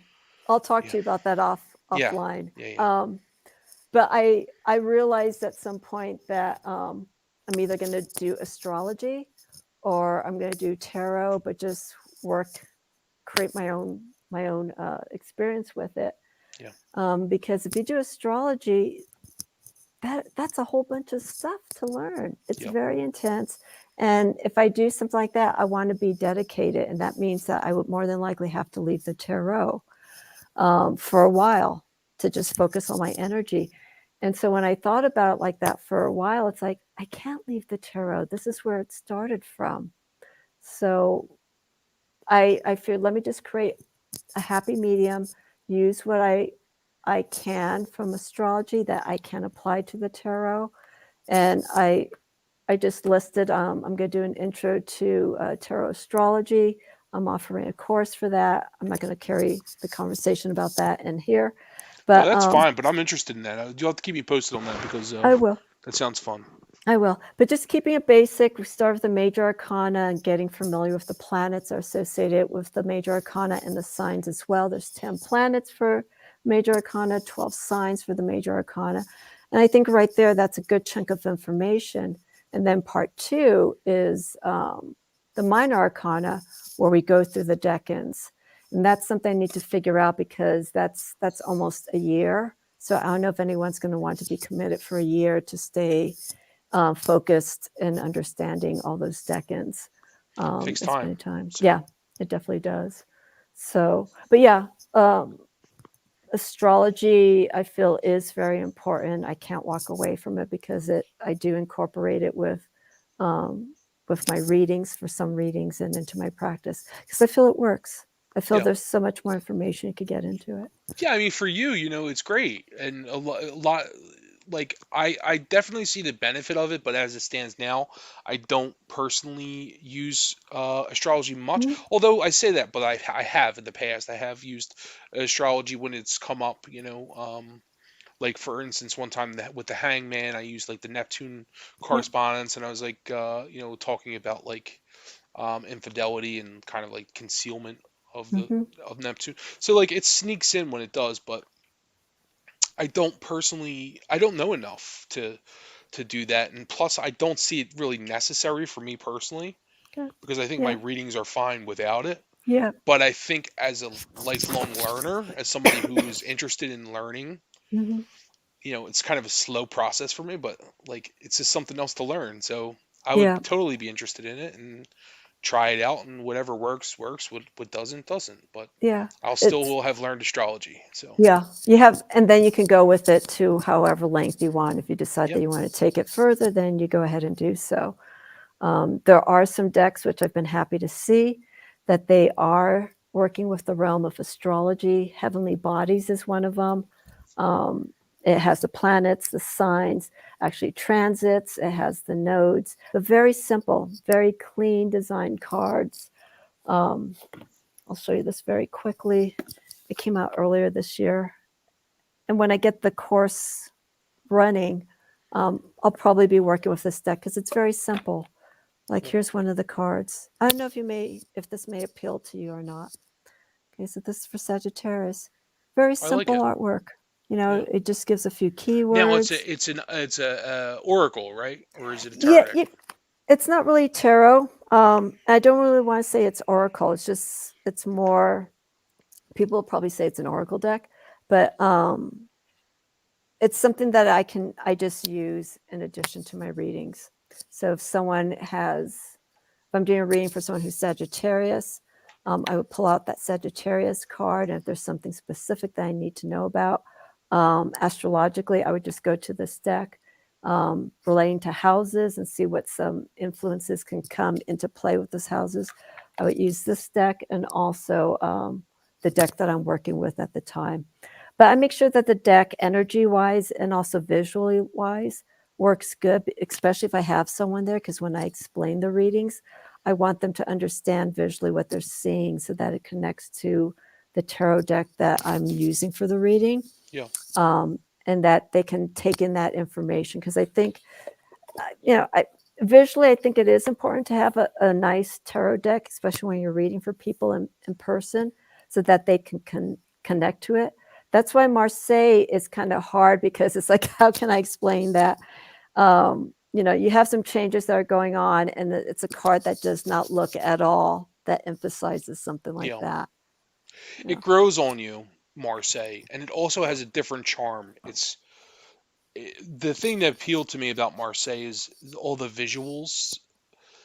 It's more of a visual reader for me than a Mm, can than a, like now when I say visual, I mean it like in terms of when you pick up 3 cards, for instance, Mhm. and you look more at how the queen is facing this way and The what the direction. knight's doing, and it's a different style of reading for me.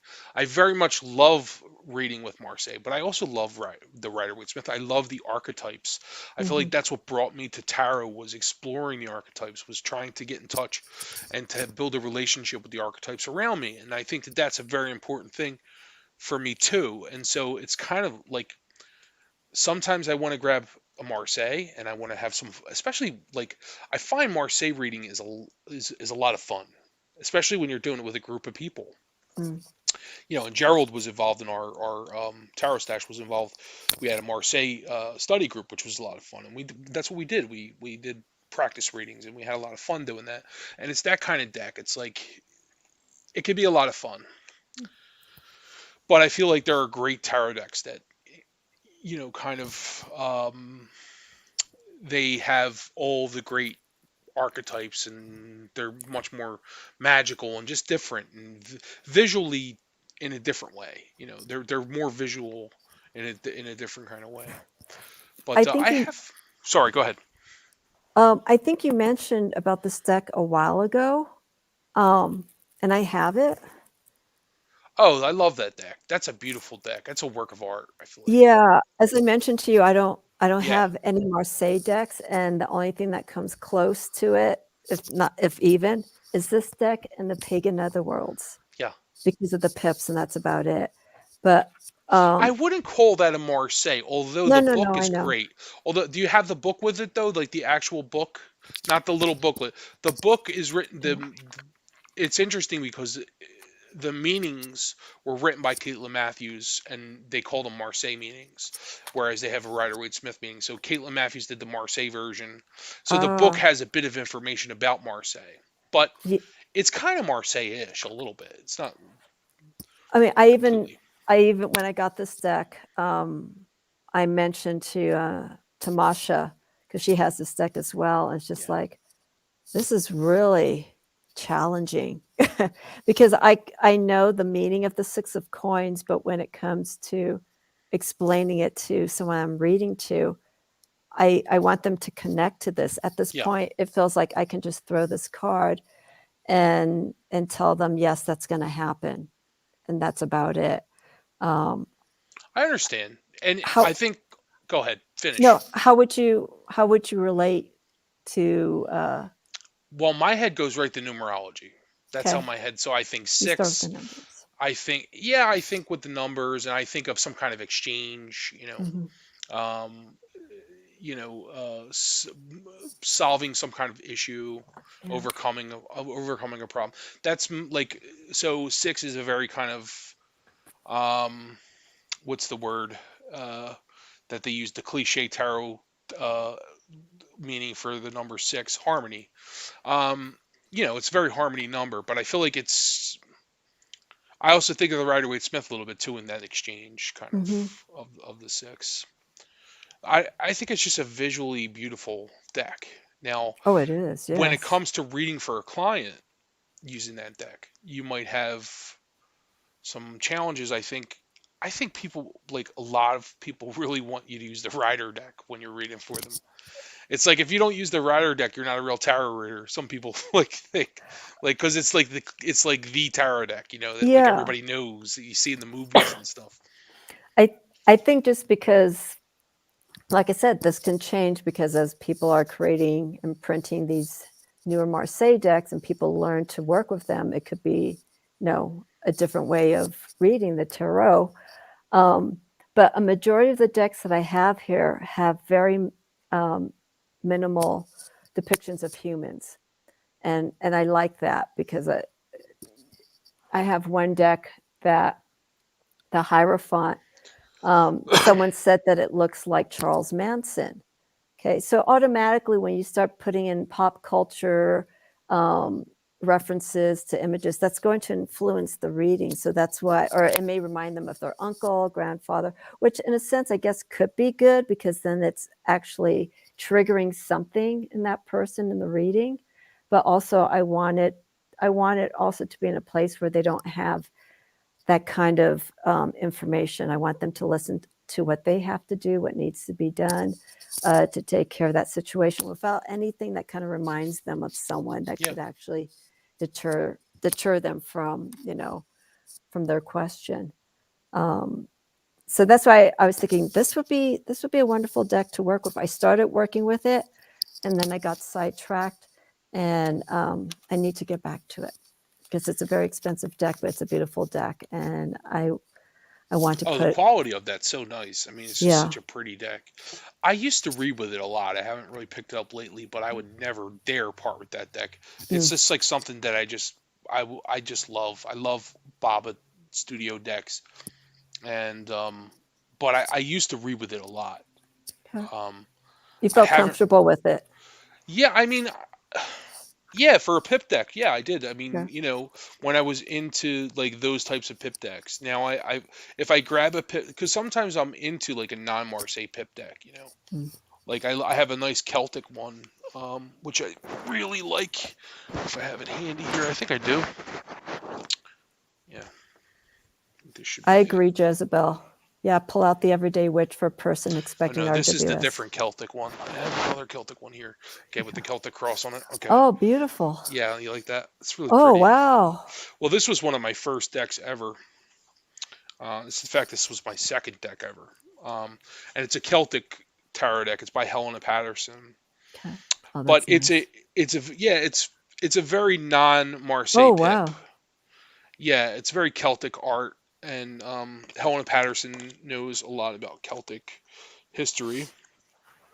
I got this in like 2006 or something. It was like a long time ago. But this is what the pips look like. Oh, yeah. So they incorporate the Celtic knots and Oh yeah, they have lots of Celtic knots all in there. But as you I can like see, that. the pips Mm. are very, it's just standard pips. So when I first got this deck, I was like, this isn't the kind of tarot deck I can read with. Like, I'm like, What do I I was like, do? yeah, I'm like, what do I count the cups? Okay, he's got 9 cups there. Like, how do you read that? And Yeah. I would look the meanings up in the book, but it just didn't make sense Yeah. to me. And so it would be a long time before I came back to it. But the swords. But I'm very Oh, that's numerology. beautiful. I Yeah, like that. yeah, it's really pretty, and it's very kind of tough cardboard. Like it's a thick deck. It's got very kind of, I don't know. It's Ooh. hard to explain. These are the backs. Okay. Oh, wow. Yeah, it's a really pretty deck. Could you announce the name of it again? Yeah, it's the Celtic Tarot by Helena Patterson. Okay. I think it might be out of print, but it's easy to get. You can get it on Okay. eBay. I've seen it for pretty inexpensive. I keep it in this bag because it came in a book kind of setup. Like it came with its book and a big box, like a book kit, and I got rid of the box because it was just too big. Okay. Um, and now I just keep it in the bag. I might have the box somewhere, like in another box somewhere. But yeah, that's What a was cool one. So that's a what was your non first deck? the Rider deck It was my was. first Okay. deck. Yeah, Okay. I was a kid. My stepfather was an artist on South Street. He used to set up his easel on the street. South Street is like the Greenwich Village of Philly. And there's this great store that I still go into. Same lady owns it. Her name is Candace, and it's called the Garland of Letters. And it's just this cool hippie shop in the coolest part of Philly, and they just have the biggest variety of tarot decks you'll ever see. But when I was a kid, all they had was the JJ Swiss and the Rider pack. Hmm. And I grabbed it. I grabbed the yellow. It's the early '90s version, and I was like 11 or 12, and I really wanted it. It really called to me. I remember specifically looking at the Hermit, the guy with the lantern, and getting Yeah. this feeling like there's some secrets in this deck, like something to be learned from this. Yeah. As a kid, this is what I thought. I just remember it being very powerful, and I thought it was magical. And so I asked my stepfather to get it, and he didn't get it for me that day, but he brought it home a couple weeks later. But I had to get rid of the deck because of, you know, a friend's parents had a problem with it because Oh, of the okay. yeah, because of the stigma. Okay. So Okay. it was stupid. But I got rid of it. I probably had it for maybe a few months, and Mm. then I got rid of it to keep a friend.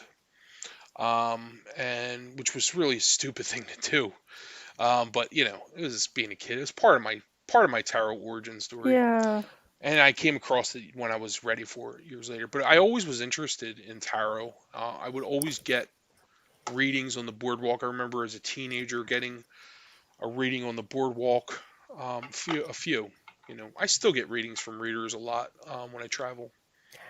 Family? Do you know anyone in your family that My has done?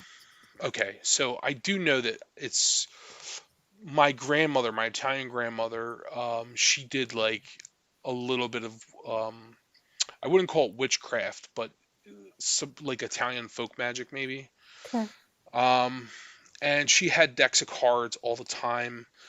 My aunt, her daughter, my aunt Carol, read tarot professionally, um, but doesn't anymore. And very superstitious people, kind of people you go into their house if you have an umbrella open, it's like, you know, they go nuts. All these, you can't, you know, if you buy somebody a purse, you have to give them coins, you know, things like that, like Yeah. old wives' tale stuff, you know. So in a sense, I come from um, a little bit of a mystical, maybe family, but no psychics that I know of. Okay. But my grandmother was very superstitious, and she did like the Il Malocchio stuff. What's that? The Il Malocchio with the olive oil and all, like if somebody has a curse, you know. So if you the Maloics, we call it the Maloics. Il Malocchio is the evil eye. Oh, okay. So Okay. really, what it is jealousy or envy. The Italians believe that jealousy and envy kind of rubs off on you. So like if you have a beautiful child, you know, is a really beautiful child, it's really healthy, and like some neighbor's jealous of you, the kid can get like Malocchio, could get the Maloics. We call it the Maloics. That's what they believe, you know. Okay. And so there's a test you can do with olive oil and water, depending on how the oil breaks apart. Actually, there's a person who does it on YouTube. She talks about it a lot. She wrote a book called Italian Folk Magic. I'm not Oh. remembering her name. Yeah. I think, well, I know She's Italian funny. witchcraft I watch her is, channel a lot. She's a very fiery lady. Um, you know, but really I interesting and know. smart. I can't remember her name though. Okay. Mary something. Wait. Oh, Mary Grace. Yeah, Mary Grace Fuller. Yeah. Okay. Yeah, she talks about it. She's done it on her channel where she Okay. shows you the Omolokyo tradition. But so in my family they had that. You know, they did all Okay. that, and like the prayer could be transferred on Christmas Eve and Hmm. stuff, and you know, a lot of cool stuff like that. So Wow. there was that, and there was always fortune tellers. My mom was always going to like a psychic, or you know, but that's as far as it went. Um, as far as me having to get rid of the deck, you know, it's funny. I went to a Catholic school. We had nuns and brothers and priests everywhere. Not one of them said anything about the tarot deck. Oh, they wouldn't. They wouldn't even care. Yeah. They wouldn't even care. It was one of my friend's parents who Who happened to be did it? Protestant. Actually, Oh, was a Protestant. really? Yeah, it was my Protestant friend's parents. But their kid went to Catholic school. Okay. It's very common in Philly. You know, they just send their kid to Catholic school for whatever reason. But For discipline. yeah, discipline stuff like that. Exactly. You Yeah. know. But yeah, his parents had an issue with it. We were kids, Hmm. You so probably thought you were a bad influence, I and could they're have like, just put it away somewhere and people would have yeah, forgot about it. I don't have it anymore. you Just had the kept it secret. guilt. The guilt came I to did, you. yeah. But we It's like, oh, ritualistically got rid of it. It was like very ritualistic. Like we both went to a sewer well and threw them down. Like they were evil. Like there was some evil. Yeah, it was terrible. They felt so nice sliding out of my oh, hand when they went in. I remember them oh, listen sliding to out, this. and they felt so nice. I'll never Oh, forget that. That the feeling of the cards. That might be why I love tarot so much because I wow. remember that feeling of the cards slipping. That's amazing. Yeah, Yeah, the relationship that you can have with just the feel of the deck, the look yeah, of the deck, all of that. yeah. I have um I have a story this is like, I think, the mid 90s. I went to a convention up in San Francisco. It's no longer running. It's called BATS. So it's a Bay Area Tarot Symposium. And it had been going on for quite some time beforehand. And this is right when I was growing into the tarot. I was like, oh, I got to go to this. And I used to live in the Bay Area. So a friend of mine, I've shared this story, I think, once or twice on my channel. A friend of mine gifted me a deck. His mom passed away, and he knew that I read the tarot. So he came over to visit, and he's like, I got something for you. And I go, okay. And he presented me this deck.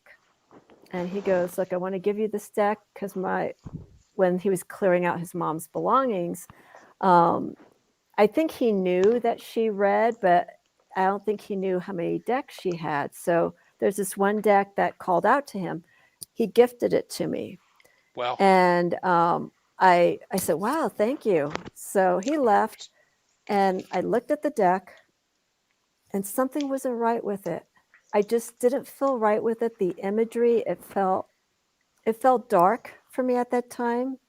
And because I was healing, I didn't want to have that kind of feeling. You know, I didn't want Which that deck energy. was it, though? Was it? I'm trying to remember. I knew Okay. you were going to ask.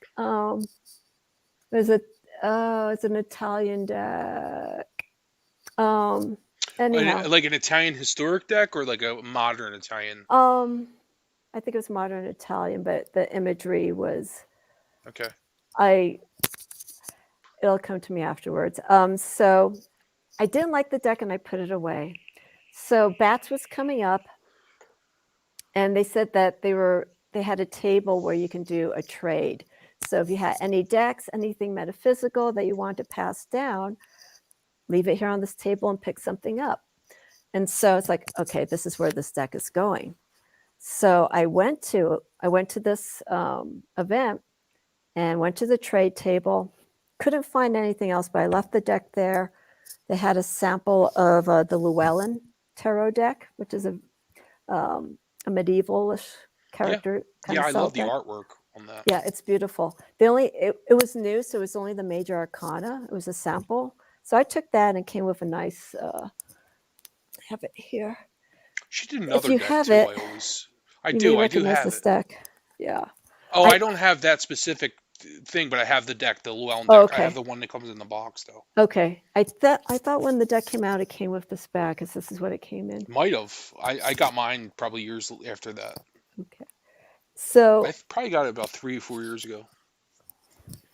I've never worked with it. I read the book, and I liked the book. It was interesting. I actually passed it down to someone because I wasn't using it anymore. But this particular deck, I left on the table, went to the event, and Mary Kay Greer was doing a lecture. So I got to go to my first lecture with that. And it was in person, too, which it was was in great person, back yeah. in those days. Yeah. Back when we actually met in person. Yeah, it was wonderful. I didn't speak to her, but I listened to her. It's like Intro to Tarot. And so the event finished. I met up with a friend who lived in Berkeley, and I go over to visit him, and we catch up a little bit. He goes, I went to the flea market and I picked up some really cool things, and I got this cool tarot deck. I go, wow, cool, let's see it. It was the deck that I got rid of. Wow. Not the same deck, but it was the deck. So he shows it to me. Yes. And he shows me this deck, and my eyes got big. I'm like, no. And he's like, what's the matter? I said, get that deck away from me. He goes, what's wrong? I go, I just left this deck at the symposium. I put it on the table and I traded it. I don't like that deck. It has weird energy. And here you are holding this deck in front of me. And he goes, I think it's cool. Look, I go, get it away from me. I just didn't like it. So that is the craziest experience I've had with a tarot deck. And it will come to me. That's a synchronicity for sure. Yeah, it just. I mean, what are the chances of that happening? I mean, he didn't know. He went to the flea market, picked up some stuff, and he showed me that same deck. It's like, no, there's a reason why I didn't like that deck. And then he pops Okay. up and shows me that. Ugh. You should maybe give it a second look all these years later, maybe to Mm-mm. see about. I looked. This is like almost 20 years later. I came across it, I think like 2 years ago. I still don't like the images. Okay. The figures are very skeleton looking. They're very thin, medieval style. Oh, and I wish I could remember this Medieval deck. Scapini? Scapini, thank you. Yeah. That's the deck. I'm sorry if you I love don't that own deck. it. I like Thank Luigi you. Scapini though. I do. I like his work, what he did with Kaplan with the historic decks here. Thank The you, Diane. Visconti di Madrone. Yeah, the Yeah. Scapini. I'm sorry for everyone who loves that deck. Great, it works for you. For That was a me, popular deck back in the day. yeah, yeah, but not for me. It obviously wanted to say something to me, and I don't want to. I don't blame you. Well, probably not a very positive message, maybe. I don't know. Yeah, just the energy. So I have the decks that I have here, and I'm very happy with. I'm very content with. So let I me know. ask you. Go ahead. Oh, Ask you. Well, let me I was gonna say that a go. lot of people that have that deck don't really read with it or don't like the Really, setup. Yeah, like I have some friends that have it, but they never use it. So that's all. Diane, do you still read with it? Is Withrush Cottage says that was Oh, my first deck. she loves it. Mm. What's the latest deck that you're working with? What's your Okay, the latest deck that I'm working yeah? with, I am really into the Arthurian Tarot by Caitlin Matthews, Okay, which I started a study group on, and that's a lot of fun because I'm learning the mythology. okay, Um, that's probably the tarot deck that I'm like kind of focusing on right now. Like as far as okay. like learning stuff, and I'm Good, using it as a tool to learn the mythology really. And excellent. we meet once a month and kind of Okay. talk about you know different parts of the story, and the Celtic version and the Mhm. medieval version and the modern Very version of the good. story and everything. It's really a cool deck. I have it. It's over there though. And everybody I think knows that one. It's by Caitlin Matthews. I've seen the name, the imagery. If I look at it, I'll go, yes, I know it. Yeah, it's a classic kind of very much like the Llewellyn Tarot. It has that very medieval kind Hmm. of deck, but like from like the 80s or something, but Yep. very charming. But the book is great. There's several books, Okay. affiliated with that. So that one, um, I really would love to start working with. I don't know if it's going to happen this year, but the Handle Tarot is Okay. calling to me a lot, and I want to like really work with that. As in terms of my readings, mostly I either read with a Marseille deck or an Italian deck, like for like my daily readings. I have the Okay. ancient Italian for my daily reading today. I use the ancient Italian tarot, which is a fun deck to read with. And I've been into Italian decks lately, like really into. I'm kind of like, not that I'm not interested in Marseille anymore, but it's like sometimes you have to take a break. And Yep. although I got a really beautiful deck yesterday from Patrick Valenza, which I'm going to show, I think in a walkthrough. It's a later 18.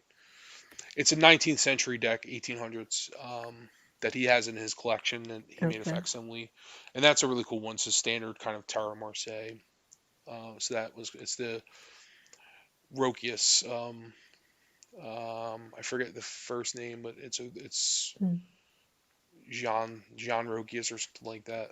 He's, I believe, related to the other Rokius in tarot, but It seems like Valenza's decks, especially like the Tirana de la Luna, all these decks, they seem to be catered more to people who have that Marseille experience. But he's obviously changed the design of it. you I know I what's was I funny? was I don't have that teetering. deck. Oh, you I, don't? I don't have the Okay. Triumphi della Luna is not something that I ever had. This is a historic Tarot de Marseille that he Okay. has. It's a facsimile that I got. It's the Okay. Rokius. But yeah, that's why I just wanted to tell you I don't actually have that deck. I never pulled the trigger on it because I thought it wasn't really a Marseille deck. It's not really my like.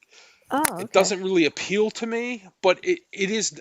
I think it's it's nicer to me, for me, and I like Patrick's a nice guy. I've had conversations with him. Um, but the Deviant Moon is just not my bag. Okay. I actually gifted the version I had to somebody. I still have like a beat up old version of the Deviant Moon. Never use it. Okay. Um, I didn't get the Triumph Della Luna because I thought meh at the time. I wish I would have gotten it with the Italian tarot, with the Italian titles when I could have gotten it, because now that's kind of like rare. Okay. But as of right now, I don't have it. This is the only deck that I bought from him recently, which is it's an actual. He's a great collector of tarot, so he has all these Hmm. amazing historic decks, like actual originals in his collection, and he's making these facsimiles. And so I just bought one of his, and I'm very pleased with it. It's actually really Okay. good. So Okay.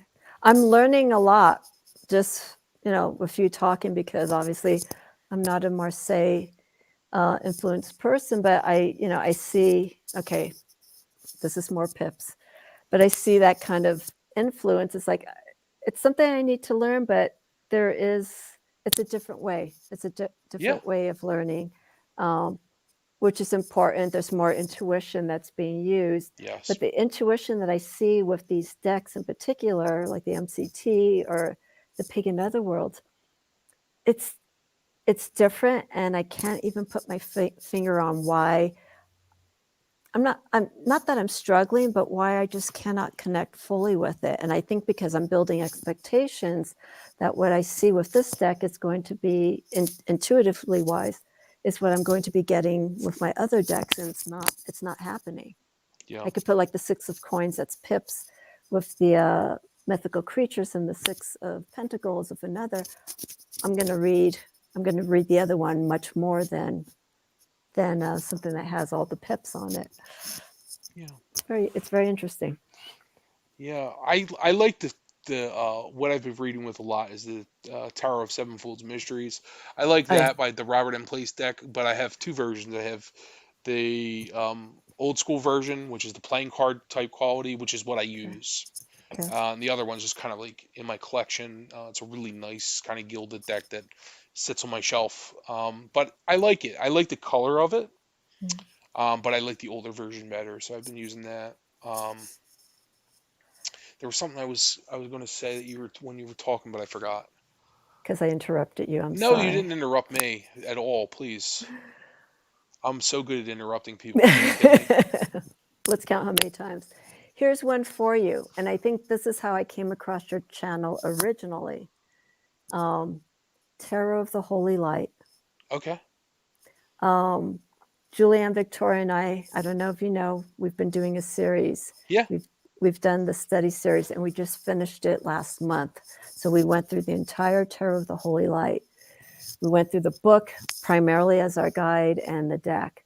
And so Julianne did more of the astrological and a little bit more historical version or a perspective of it, while I took more of the spiritual, how I would read into it kind of reading. And that deck really changed the way that I read the tarot, because she covers things that we don't see in other decks. She goes into the history, pre-Christian times, even before the days of traditional astrology, and she puts in such a philosophical approach in that guidebook to the deck, that even still, when Julianne and I were going through the deck, there was still some image. There's still some parts of the images that just kind of left us like, don't know how to read this, just visually. Um, but I really appreciate that deck Yeah. in a great way. Other people, they think it's too much.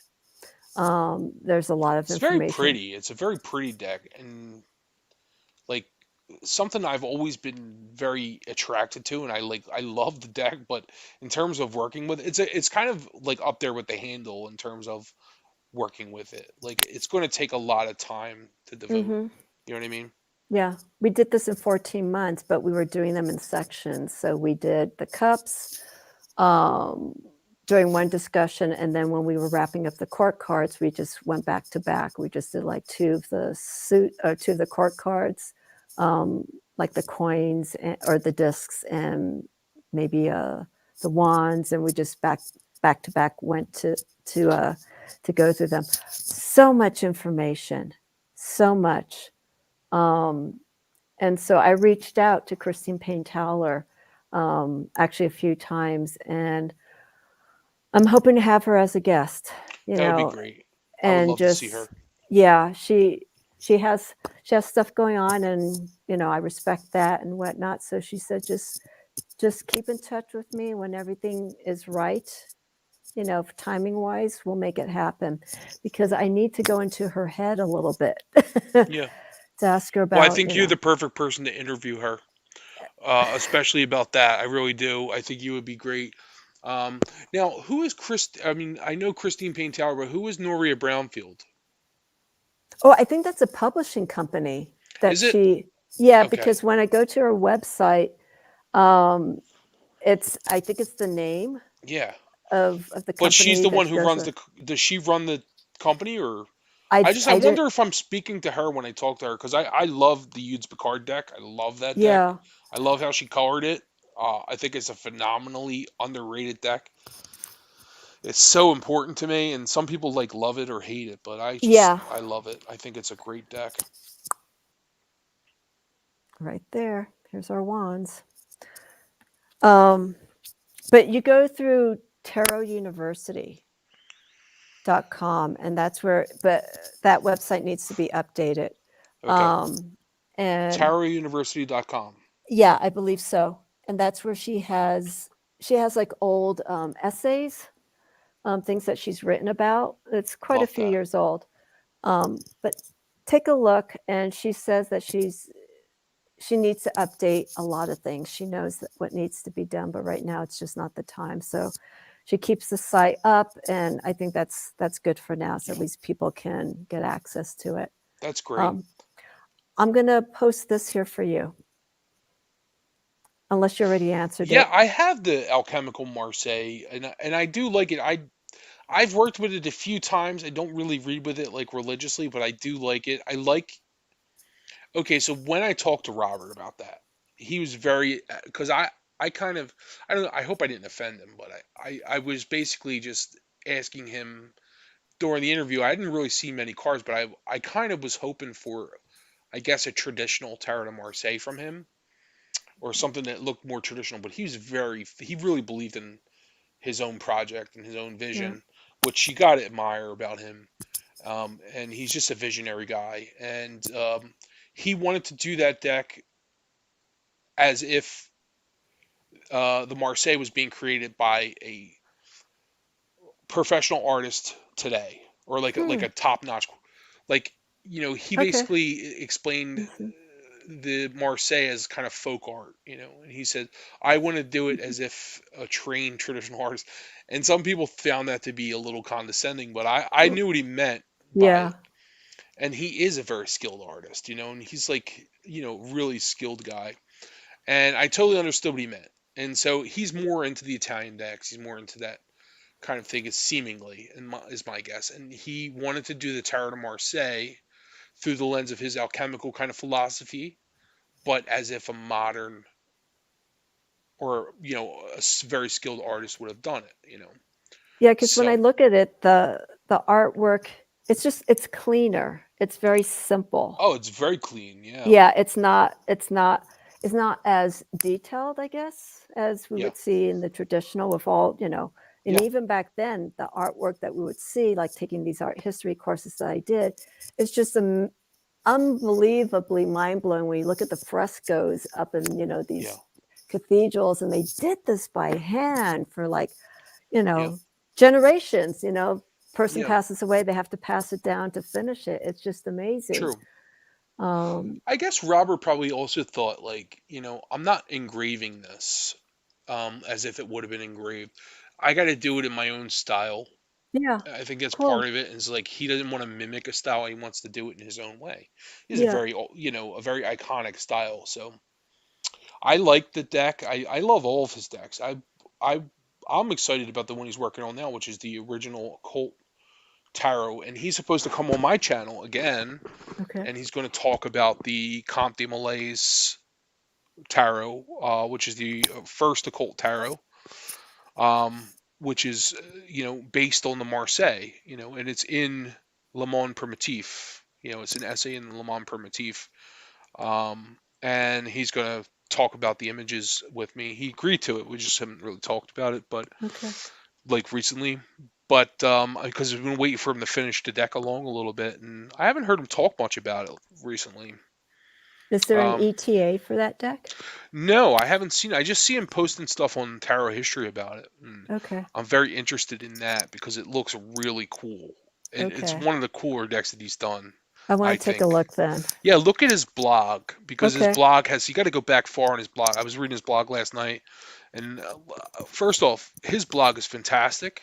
And you were mentioning Christine Payne Tower's website, and Tarot it's University. amazing the amount of great blogs that are Oh, out there in yeah. tarot that some of them I haven't even Oh, explored yet. I mean, there's some yeah. great.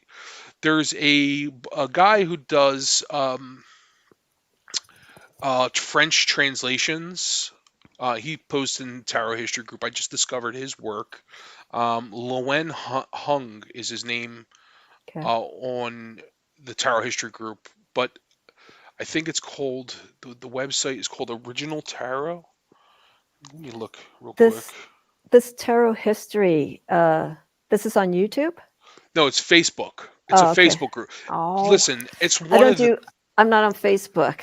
So it's like, yeah. oh, It's well, okay. there's a blog too, a tarot Okay. history blog. You can look up Okay. I'll send it to you after. Okay.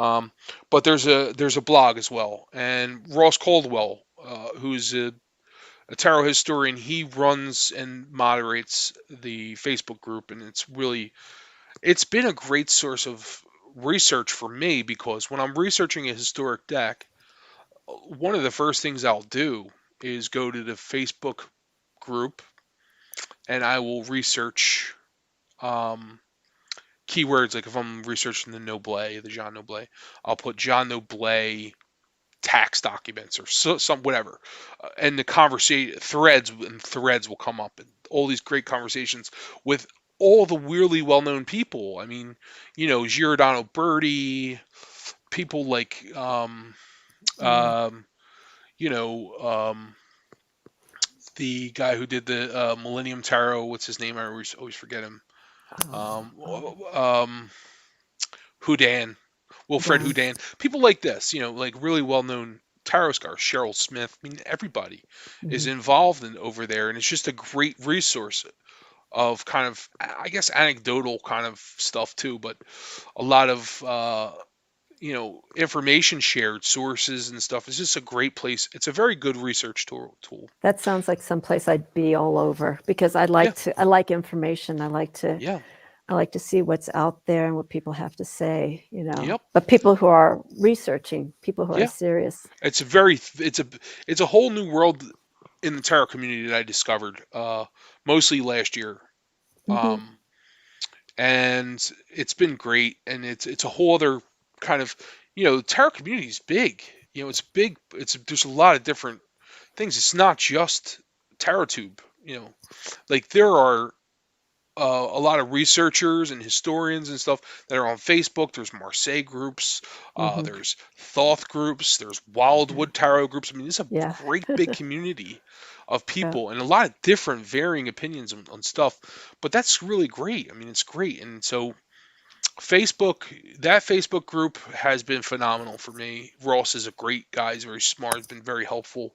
Become a friend of mine, and he wrote a few books. One book is called it's basically tarot symbolism in the 16th century. So there were Mm. two essays found Okay. in the 16th century from that period of time where uh, you know contemporaries in that time broke down the symbolism of the tarot, which is very rare. And so, from a historical perspective, he also wrote a book called The Deification of the 16 Heroes, which is about the Marziano Tarot. That's another book that he wrote, and he's just a really well-known guy. So just giving him a little shout out, but he's been very helpful to me. And that whole group has just been nice. So Mm. The I think Facebook was already starting at this time, but the one group that got me into like connecting with people through tarot is, and it's still up, but they shut down their chat, is the Eclectic Forum, which is based out of Yeah. Australia. And that was, I think at the time, I think that was the main Oh yeah. place that people would go to exchange decks, find people to study with, so on and so forth. Yes. And I loved it. And then when I got pulled away from the tarot, and I actually made a pen pal through that group. So I moved away from that. And then when I got back into my practice and I went back to that forum, I had just missed it by, I think, like maybe 2 or 3 months that they closed it.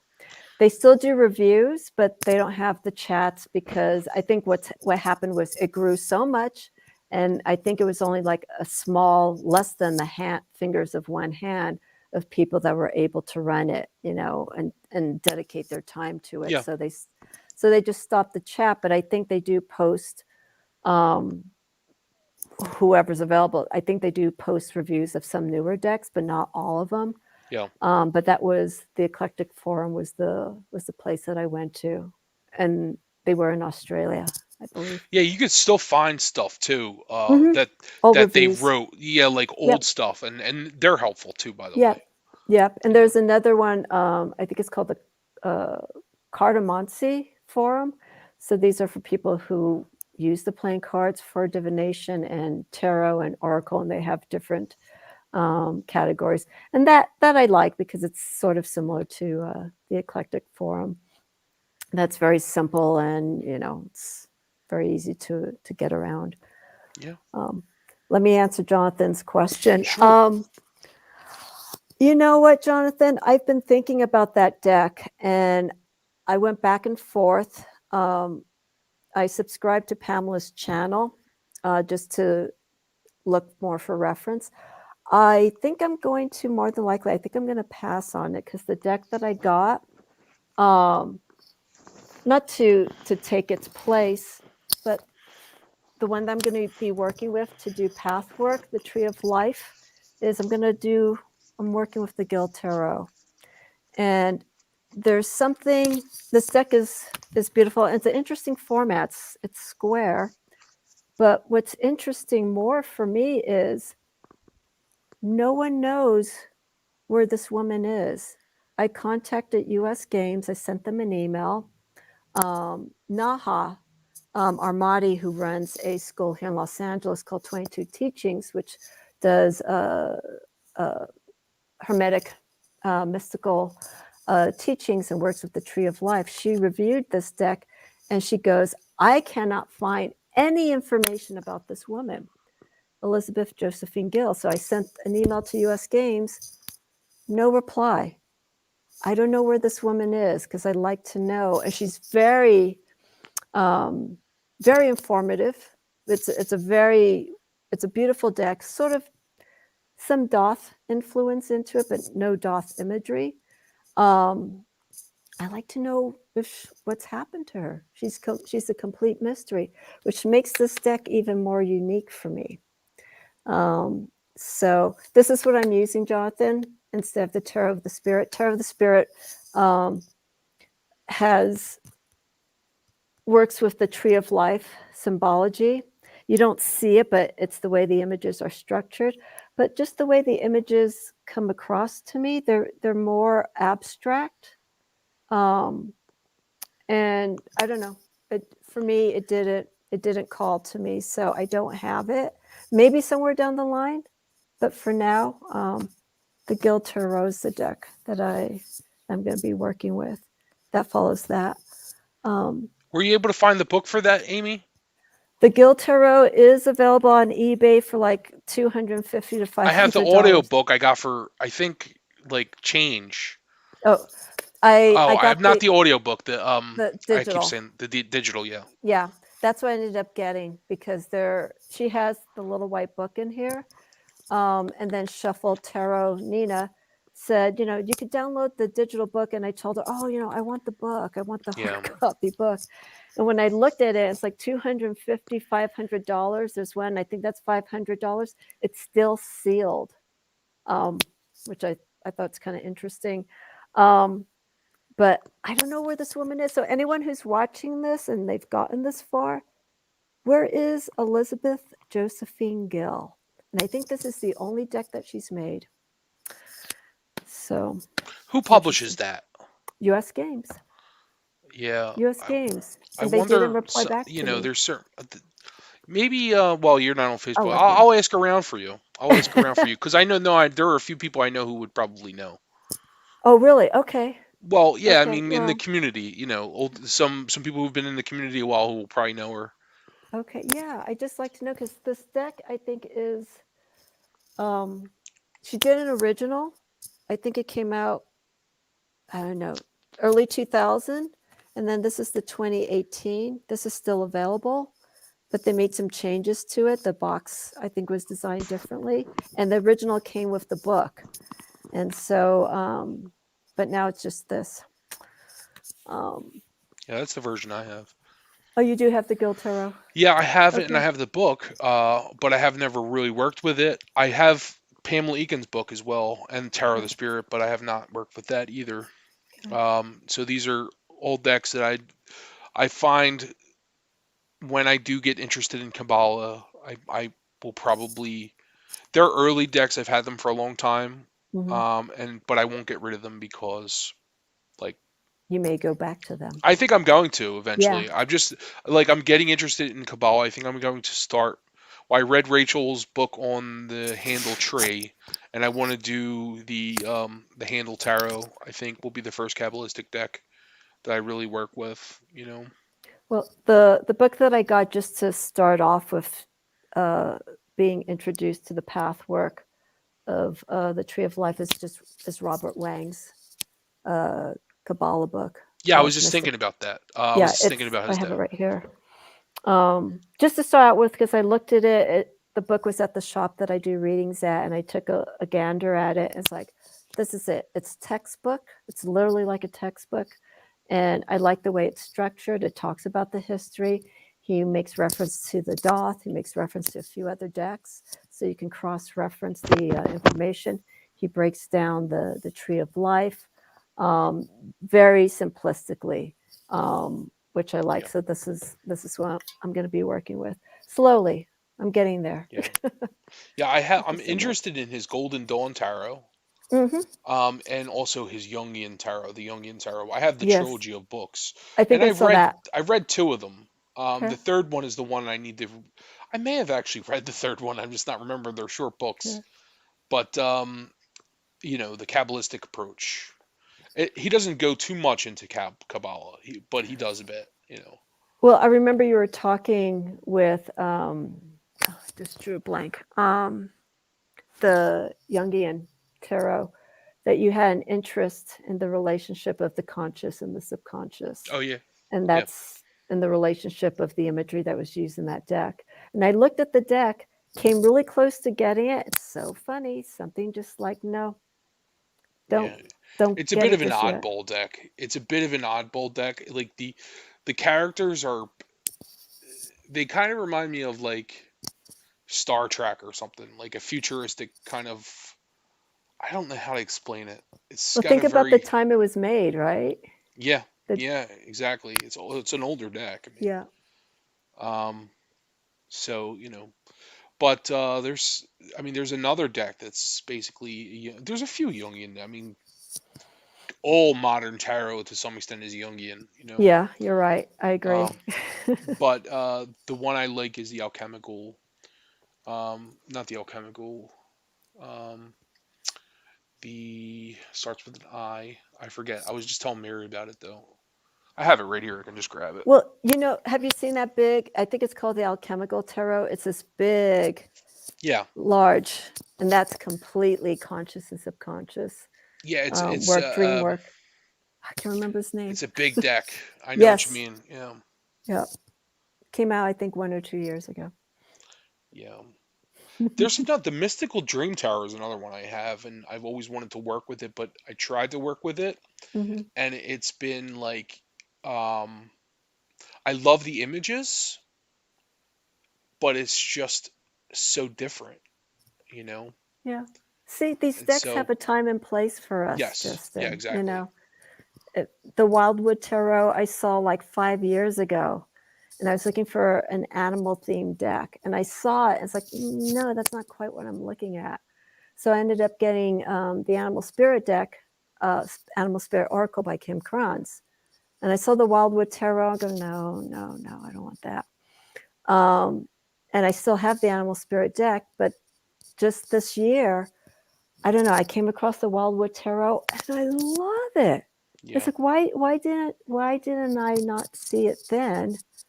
You know, what I'm feeling now.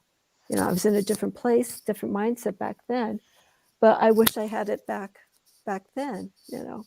Yeah, that's one of several decks that I pulled out in the last couple of days.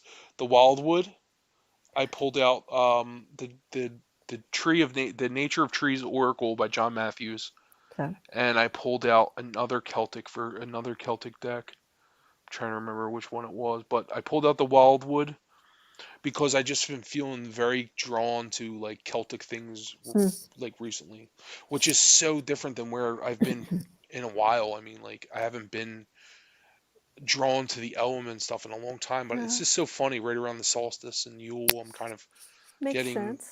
yeah, it's weird, but it Yeah. just kind of hit me like, I don't know, slowly but surely it just crept back in. Also use It's the weird. Wildwood Tarot because it does go through the Sabbats. It goes through the seasons, and there Yep. in the book it talks about the cards associated to the seasonal changes. So I I just think found that's the one audio thing. book of that too on here on Okay. Scribe. Scribe is great. I'm trying. I think it's, if I'm not mistaken, I'm checking now. Oh no, it's the Druidcraft. Okay. The Druidcraft Completely book by different. Philip Gargam. Wildwood I did pull out, but I thought I saw it on here. It's the Okay. Druidcraft by Philip Gargam, which is a deck that I got fairly recently because I thought it was a classic that I should have, that I wanted to kind of check out, and it's a cool looking deck, but But two different illustrators, though. Same yeah, creators, but two different illustrators. And I yeah, saw that deck. It's like almost quite there, but not yet. And then I got the Wildwood Tarot instead. yeah. Um, have you seen? I'm going to put Jonathan's question here from a while back.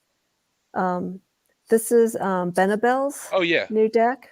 yeah. I pre-ordered that from her. You did. Okay. I love it's beautiful. It's a beautiful deck. I haven't even cracked it yet because I haven't touched her book yet. Um, because her book is massive. Although I'm told Yeah. that it's a book that you can kind of read bits and pieces of. Like you don't have to read the whole thing through. But I want to do a crashed thing on her Okay. soon. And yeah, I like Benabel. She's great. She's been really nice, and I've had some conversations with her too. And Mm, she's been, she's a very intelligent person. She's like one of the kind of tarot teachers I'm just not really familiar with. I mm, had her black and white Spirit Keeper tarot, um, the majors only version from Make Playing Cards because I wanted to get it before I yeah. found out that she was doing this beautiful new version. Then when I saw the artwork of this, I was like, yeah, I'm definitely getting this, Yeah. because She's extremely talented and yeah, knowledgeable. The deck doesn't ring to me. Um, it's it's I can't put my finger on it. It's one of those things, right? You may like this deck. A oh lot of yeah, people may like that deck, and sounds like nah. Um, I but the amount of work that she put into it, definitely, it's like wow, so much detail. Her The way she thinks is like coming out on the cards because she's very detailed when she speaks and yes, when and how she puts everything together so it comes across in her cards. I yeah, think part of the reason I'm just thinking about this and seeing one of the images, I think it's just too busy. And it's kind of reminding me a little bit about this with the pips, where some of the pips, it's just, there's just a lot of information going on in it. So I like, um, I like it just to be very direct. Yeah. And but For the longest obviously, time, like, I'm sorry, go ahead, finish what you're saying. no. I thought It's you were, just I thought you were done. Sorry. no. It's just it was an afterthought. It's just if I say something that for a deck that doesn't work for me, it has nothing to do with the artist. It's just everyone is different. So I don't want people to think, oh, she doesn't like Benabel. And I think you would know better than that. Yeah, of course. But Everybody's different. I mean, but people like what they like, you know. yeah. And Not not a so big deal yeah, at all. I thought about getting the deck, but it would be one of those things that I get the deck and it's going to be sitting there for a long time. And then eventually I probably won't use it, or I may use it once or twice. So it, when a deck really screams to you, Yeah, you'll know it, and exactly. it comes to you. There are very few modern decks that just appeal to me anymore. I mean, like Yeah. I go to this. We go to a store on Sundays usually. We'll go out. Steven and I. We go to this bookstore called Second and Charles. They have a great tarot section. Very rarely do I see something on that table that I want anymore, because to me it's just a bit. I feel like a lot of the modern tarot decks have, especially the mass market decks, some of them they're just not my cup of tea. I don't want to be Yeah. mean, but it's just No. some of them are just not my cup of tea, and some of them are just very cliche and cheesy and just not my thing. And I think I'm like, okay, I don't need any more modern tarot decks. Like I basically, as a collector, I really look for historic decks now. And I'm even Mm. kind of like, I don't just get any historic deck. Like there's a ton of historic decks on Etsy that are redrawings of the Gasman and this and that. I'm like, okay, that's kind of cool, but it's not like, I pretty much just get like a certain amount of historic decks, Hmm. you know. You know what you're looking for. Oh That's yeah, just it. yeah, Yeah. exactly. Yeah. Um, yeah, modern decks. I'm reverting. I'm a traditionalist. I just because that's the time frame that I learned the tarot. So during the times of Mary K. Greer, Rachel Pollack, all of these authors that were coming back in the days. That's what I was learning. So it's really um, I hold I hold respect to authors that are writing books, like some of the younger creators that are creating decks and books. Hats off to you, but especially when it comes to the books, I'm just seeing in some of the information, especially references, it's stuff that has already been known, and I already have the books for Yeah, those. So I don't feel I should buy this book because I already have the book for it. That yeah, you may, that the information may have come from or from elsewhere. So, exactly. I agree with that. There's a lot of that going around. but it's generational and it's understandable. And the thing that's different is that they're putting their perspective on it based on contemporary times versus back then. Like, where is? Oh, no, it's over there. Literally, just my table is just covered with stuff right now, books and whatnot. I'm trying to think of the title of the book that I was going to tell you. Drawing Down the Moon. So, Drawing Down the Moon talks about this book came out in the late 70s, and it talks about the growing groups of witchcraft, druids, people who have alternative spiritual practices. And this is a journalistic book that's like this thick, and it's by Margot Adler, and she talks about the shaping of these groups and how people came together, so on and so forth. But from a journalistic perspective, not an author, but this person went into these various groups, went in and experienced these, and came back to write this book. So I thought that's a wonderful Cool. approach to write the book. Yeah, I'll have to check that out. I could probably get it on Scribed. They have Yeah. everything on Scribed. It's amazing. I love that. It's my favorite app now because it can get literally. It's actually over. Sometimes it's overwhelmed because like I can get so much stuff on there that sometimes I get sidetracked. I'm like, okay, like I need to finish this book before I Yeah, start a new book, and that's that's the me. problem. Yeah, That's me. When I was a kid, I was always at the library. I was that kid that after school I would go to the library, do my homework. After I was done with homework, I would just go into the metaphysical parapsychology section. It's like, okay, now I can have some fun.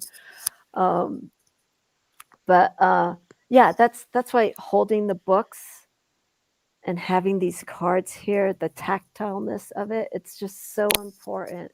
yeah, Digital decks and digital books, you know, it's just for convenience and accessibility yeah, and for space, yeah. you know, less Yeah, they're books at home. practical for me, and Yeah. I do like that I'm able to kind of highlight things Hmm. digitally. Like you have a nice if you have a nice Kindle, you can do kind of cool stuff in there, and I've gotten used to it. I started reading a lot on my Kindle when I first got it, like 10 Hmm. years ago or whatever. I think Steven got me one for Christmas, and I started reading all these fiction novels. What I almost never read fiction anymore. But I liked it because I could adjust the font much bigger, Oh and yeah. because my eyes, like, I also, when I was at the gym working out, like on the elliptical, I Hmm. could get the font really big and I could read it from kind of far away. So I could read on Okay. the elliptical, back when I actually used to exercise. Haven't done that in a while. Um, but that was nice and that was important Mm. to me at the time. And so I started getting accustomed to use it. But with tarot books, study books, it's always nice to have the actual books. Oh yeah. But I've It means gotten so much. accustomed for I mean, like That's what I I can't said. even begin to tell you like this the space problem I have in here. Especially with books. Books is my main problem. Um, Tarot decks, I have one big shelf here full of tarot decks, and then I have another shelf that's kind of half done. But you know, I, I mean, I have a lot of decks, but I just have them organized in a way that they're kind of like I have space for them now, but I don't have. I can't bring stuff that I'm not going to use. First off, I have no desire to bring anything into my collection anymore because I just don't get that buzz from buying a deck like I used to. Yeah. Like I get a buzz when it's something I really want, Yeah. but in terms of something new that's coming out, most of the new decks I get are Kickstarter decks like that I really like, and most of them are historic based. There were a few this year, but not many. Not Yeah. many that I got that were newer decks. I just There's there's one deck that it was on Kickstarter and I didn't get it. Um, I won't say what it is until it arrives. It is playing cards, but it's beautifully designed, and but it also incorporates. And if you know what it is, don't say it. Um, it's it's beautifully designed, and it also incorporates the astrological signs and planets. So when I saw that, oh I'm cool. just like, oh, okay, gotta do it. Just work, just work those extra few hours to pay it off. I know. Um, but it's supposed to come out in April. It's Okay. been delayed with shipping, so hoping it'll come around that time or maybe earlier. But yeah, no decks, and I don't know how collectors do it, man. One thing I can suggest to you, Justin, is if you feel an urge to buy a deck, and I mentioned this to someone on another channel, is if you feel an urge to get a deck new, look at your collection and say goodbye to one of them. Make space for something That's a new. really good idea. I've actually thought about doing that before. Just rotate it out. Yeah, I mean, like, so right now my collection's not a problem, Okay. and But I never see.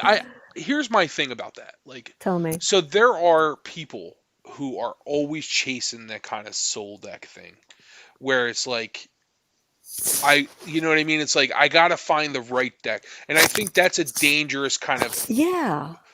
thing to get into. Yeah. I never bought decks for that reason.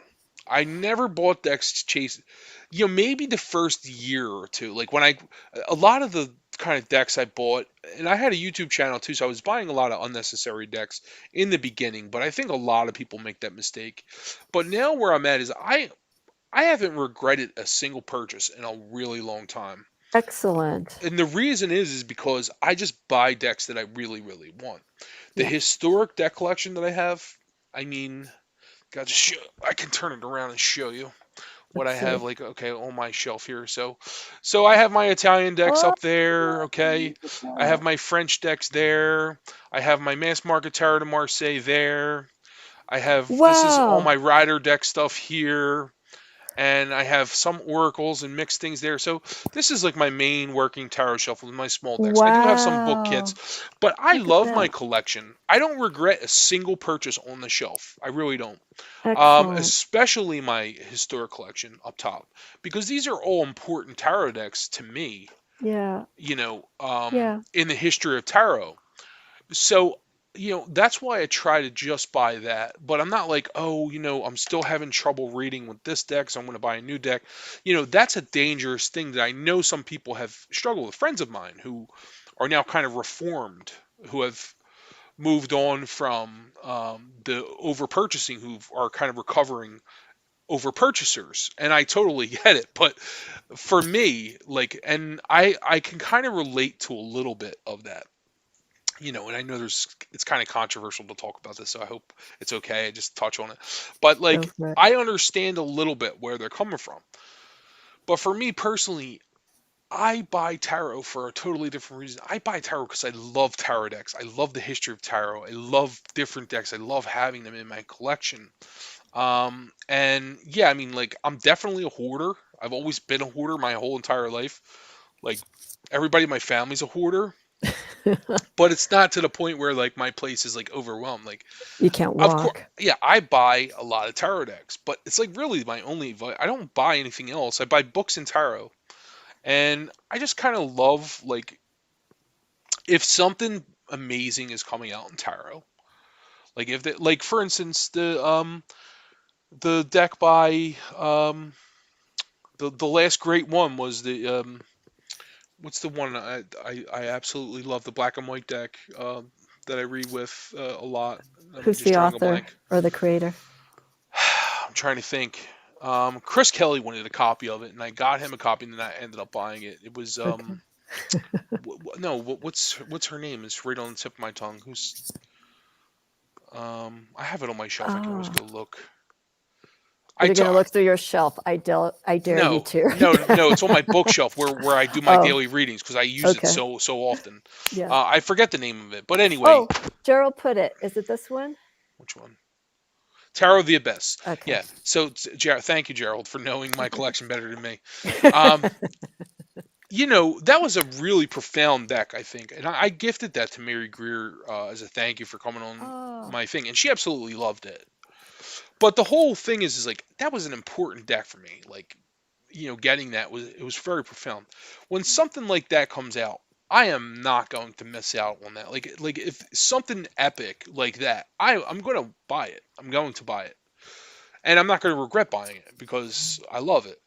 yeah. But in the same sense, I'm not going out to the store and buying a million decks every week. Well, Um, I think that just may or less happened, more or less happened because of the pandemic. Everyone was yeah, indoors last year, and that's where everybody was, buying decks left and right. yeah, And I almost fell into that. It's like, ooh, no, no, no, no, don't do it, don't do it. Because I think the emphasis was, and considering the energy that the world was at that time, I think they wanted to find things that were comforting. So when you see these beautiful looking, literally visually appealing decks, you want it because it's pretty, it makes you feel good, it looks nice, it yeah, makes you feel nice, and you start buying all these decks. And this is just me, the outsider looking in, and then you realize I'm not going to use any of these decks, and this is and this is a dangerous thing when it comes to people who work with the tarot, because this actually challenges you to see how serious you are about your tarot practice. Yeah. Is it an attribute of yours that that you're just finding that you may have a compulsion? You may have a compulsion issue where you're buying all these and then you get this moment of awakening. It's just like, why did I do that? Yeah. And now you find that you have to, pass these decks on, so on and so forth.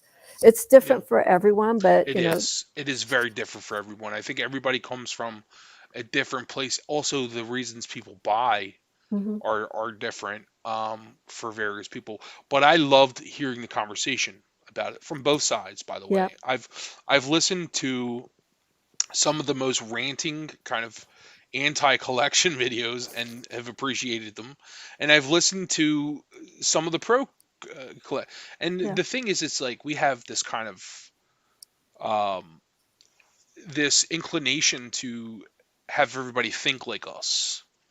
You know what I mean? It's like we think that we have to kind of follow suit and have, we kind of have to make like everybody. It's not just tarot.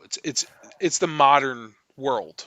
yeah, If you go on Facebook, you'll see it. It's like if you don't think like me, you're like the enemy or whatever. mhm. It's like it's everywhere. It's It's a trend. It's a trendy mindset. yeah, That's what it yeah. comes But to. it's for me, it's Follow. like okay, yeah, if you have a buying problem with Mhm. tarot, you need to get that into check, and you have to, if it's causing your life harm or whatever, you got to check it out. But alternately, if you like buying decks and you're not losing your house or whatever, like, Yeah, I don't have a problem with that. I mean, yeah, I agree. that's As all. long as it's manageable.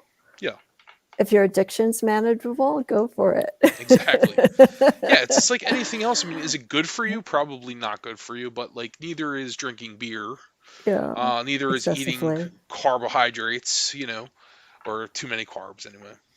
So just keep in mind, people who are watching this, the opinion stated on this episode is strictly our own. We are not Yeah, leaning an endorsement towards one thing or another. These are our exactly. own opinion. Ding. Exactly. Ding. And if there's any trouble, just come over to my channel and start trouble with me. Don't start trouble with Amy because I brought it up. No, I can handle it. We'll do another episode. It's like the post chat with Yeah. Justin Michael. Okay, Gerald, I'll see you tomorrow. Thank Bye, you. Gerald. Thanks Thank for you, my stopping by. dear. Yeah, we've been on Rest for well. quite some time here. I don't Yes, want to. we'll wrap it up. Yeah, I don't want We'll to wrap keep it you up. on here. I can go all night though. It's sad, but I know we both can, but I'm getting cold. My feet are starting to freeze, I and I understand. already have the windows closed. Um, so, any last thoughts before we hang up, Justin? No, just thank you so much for having me on. This has been really fun. We Yes, covered a wide array of topics, and it was just a pleasure to kind of talk about them. And this yes, is kind of what this is all about for me. I yeah, and I'm enjoyed it happy to thoroughly. finally meet you. Yes, it's been my pleasure, and I'm going to have you on my channel one of these days as Okay, well. So okay, we could maybe do the recap on my channel and talk about. yes, So that's kind of. 2022. And thank you everyone for bearing with us. We went on a lot of tangents and we covered a lot of Yes, topics and talked a lot of stuff, but yeah, that's what it was ultimately, about. yes, We really didn't do a Q&A. We started, and then I told Justin we'll just let this go if it moves in that direction, which it did. yeah. Conversation has a life of its own. Yes. So, everyone, thank you so much. I will be having my Yule episode. I'm trying to figure out. It's going to be either the 19th or 20th, which is Sunday or Monday of next week. Yule falls on a Tuesday, which is the 21st. So I probably won't do it on the actual day of Yule because I want to spend that day to focus on that energy. And thank you, Jonathan.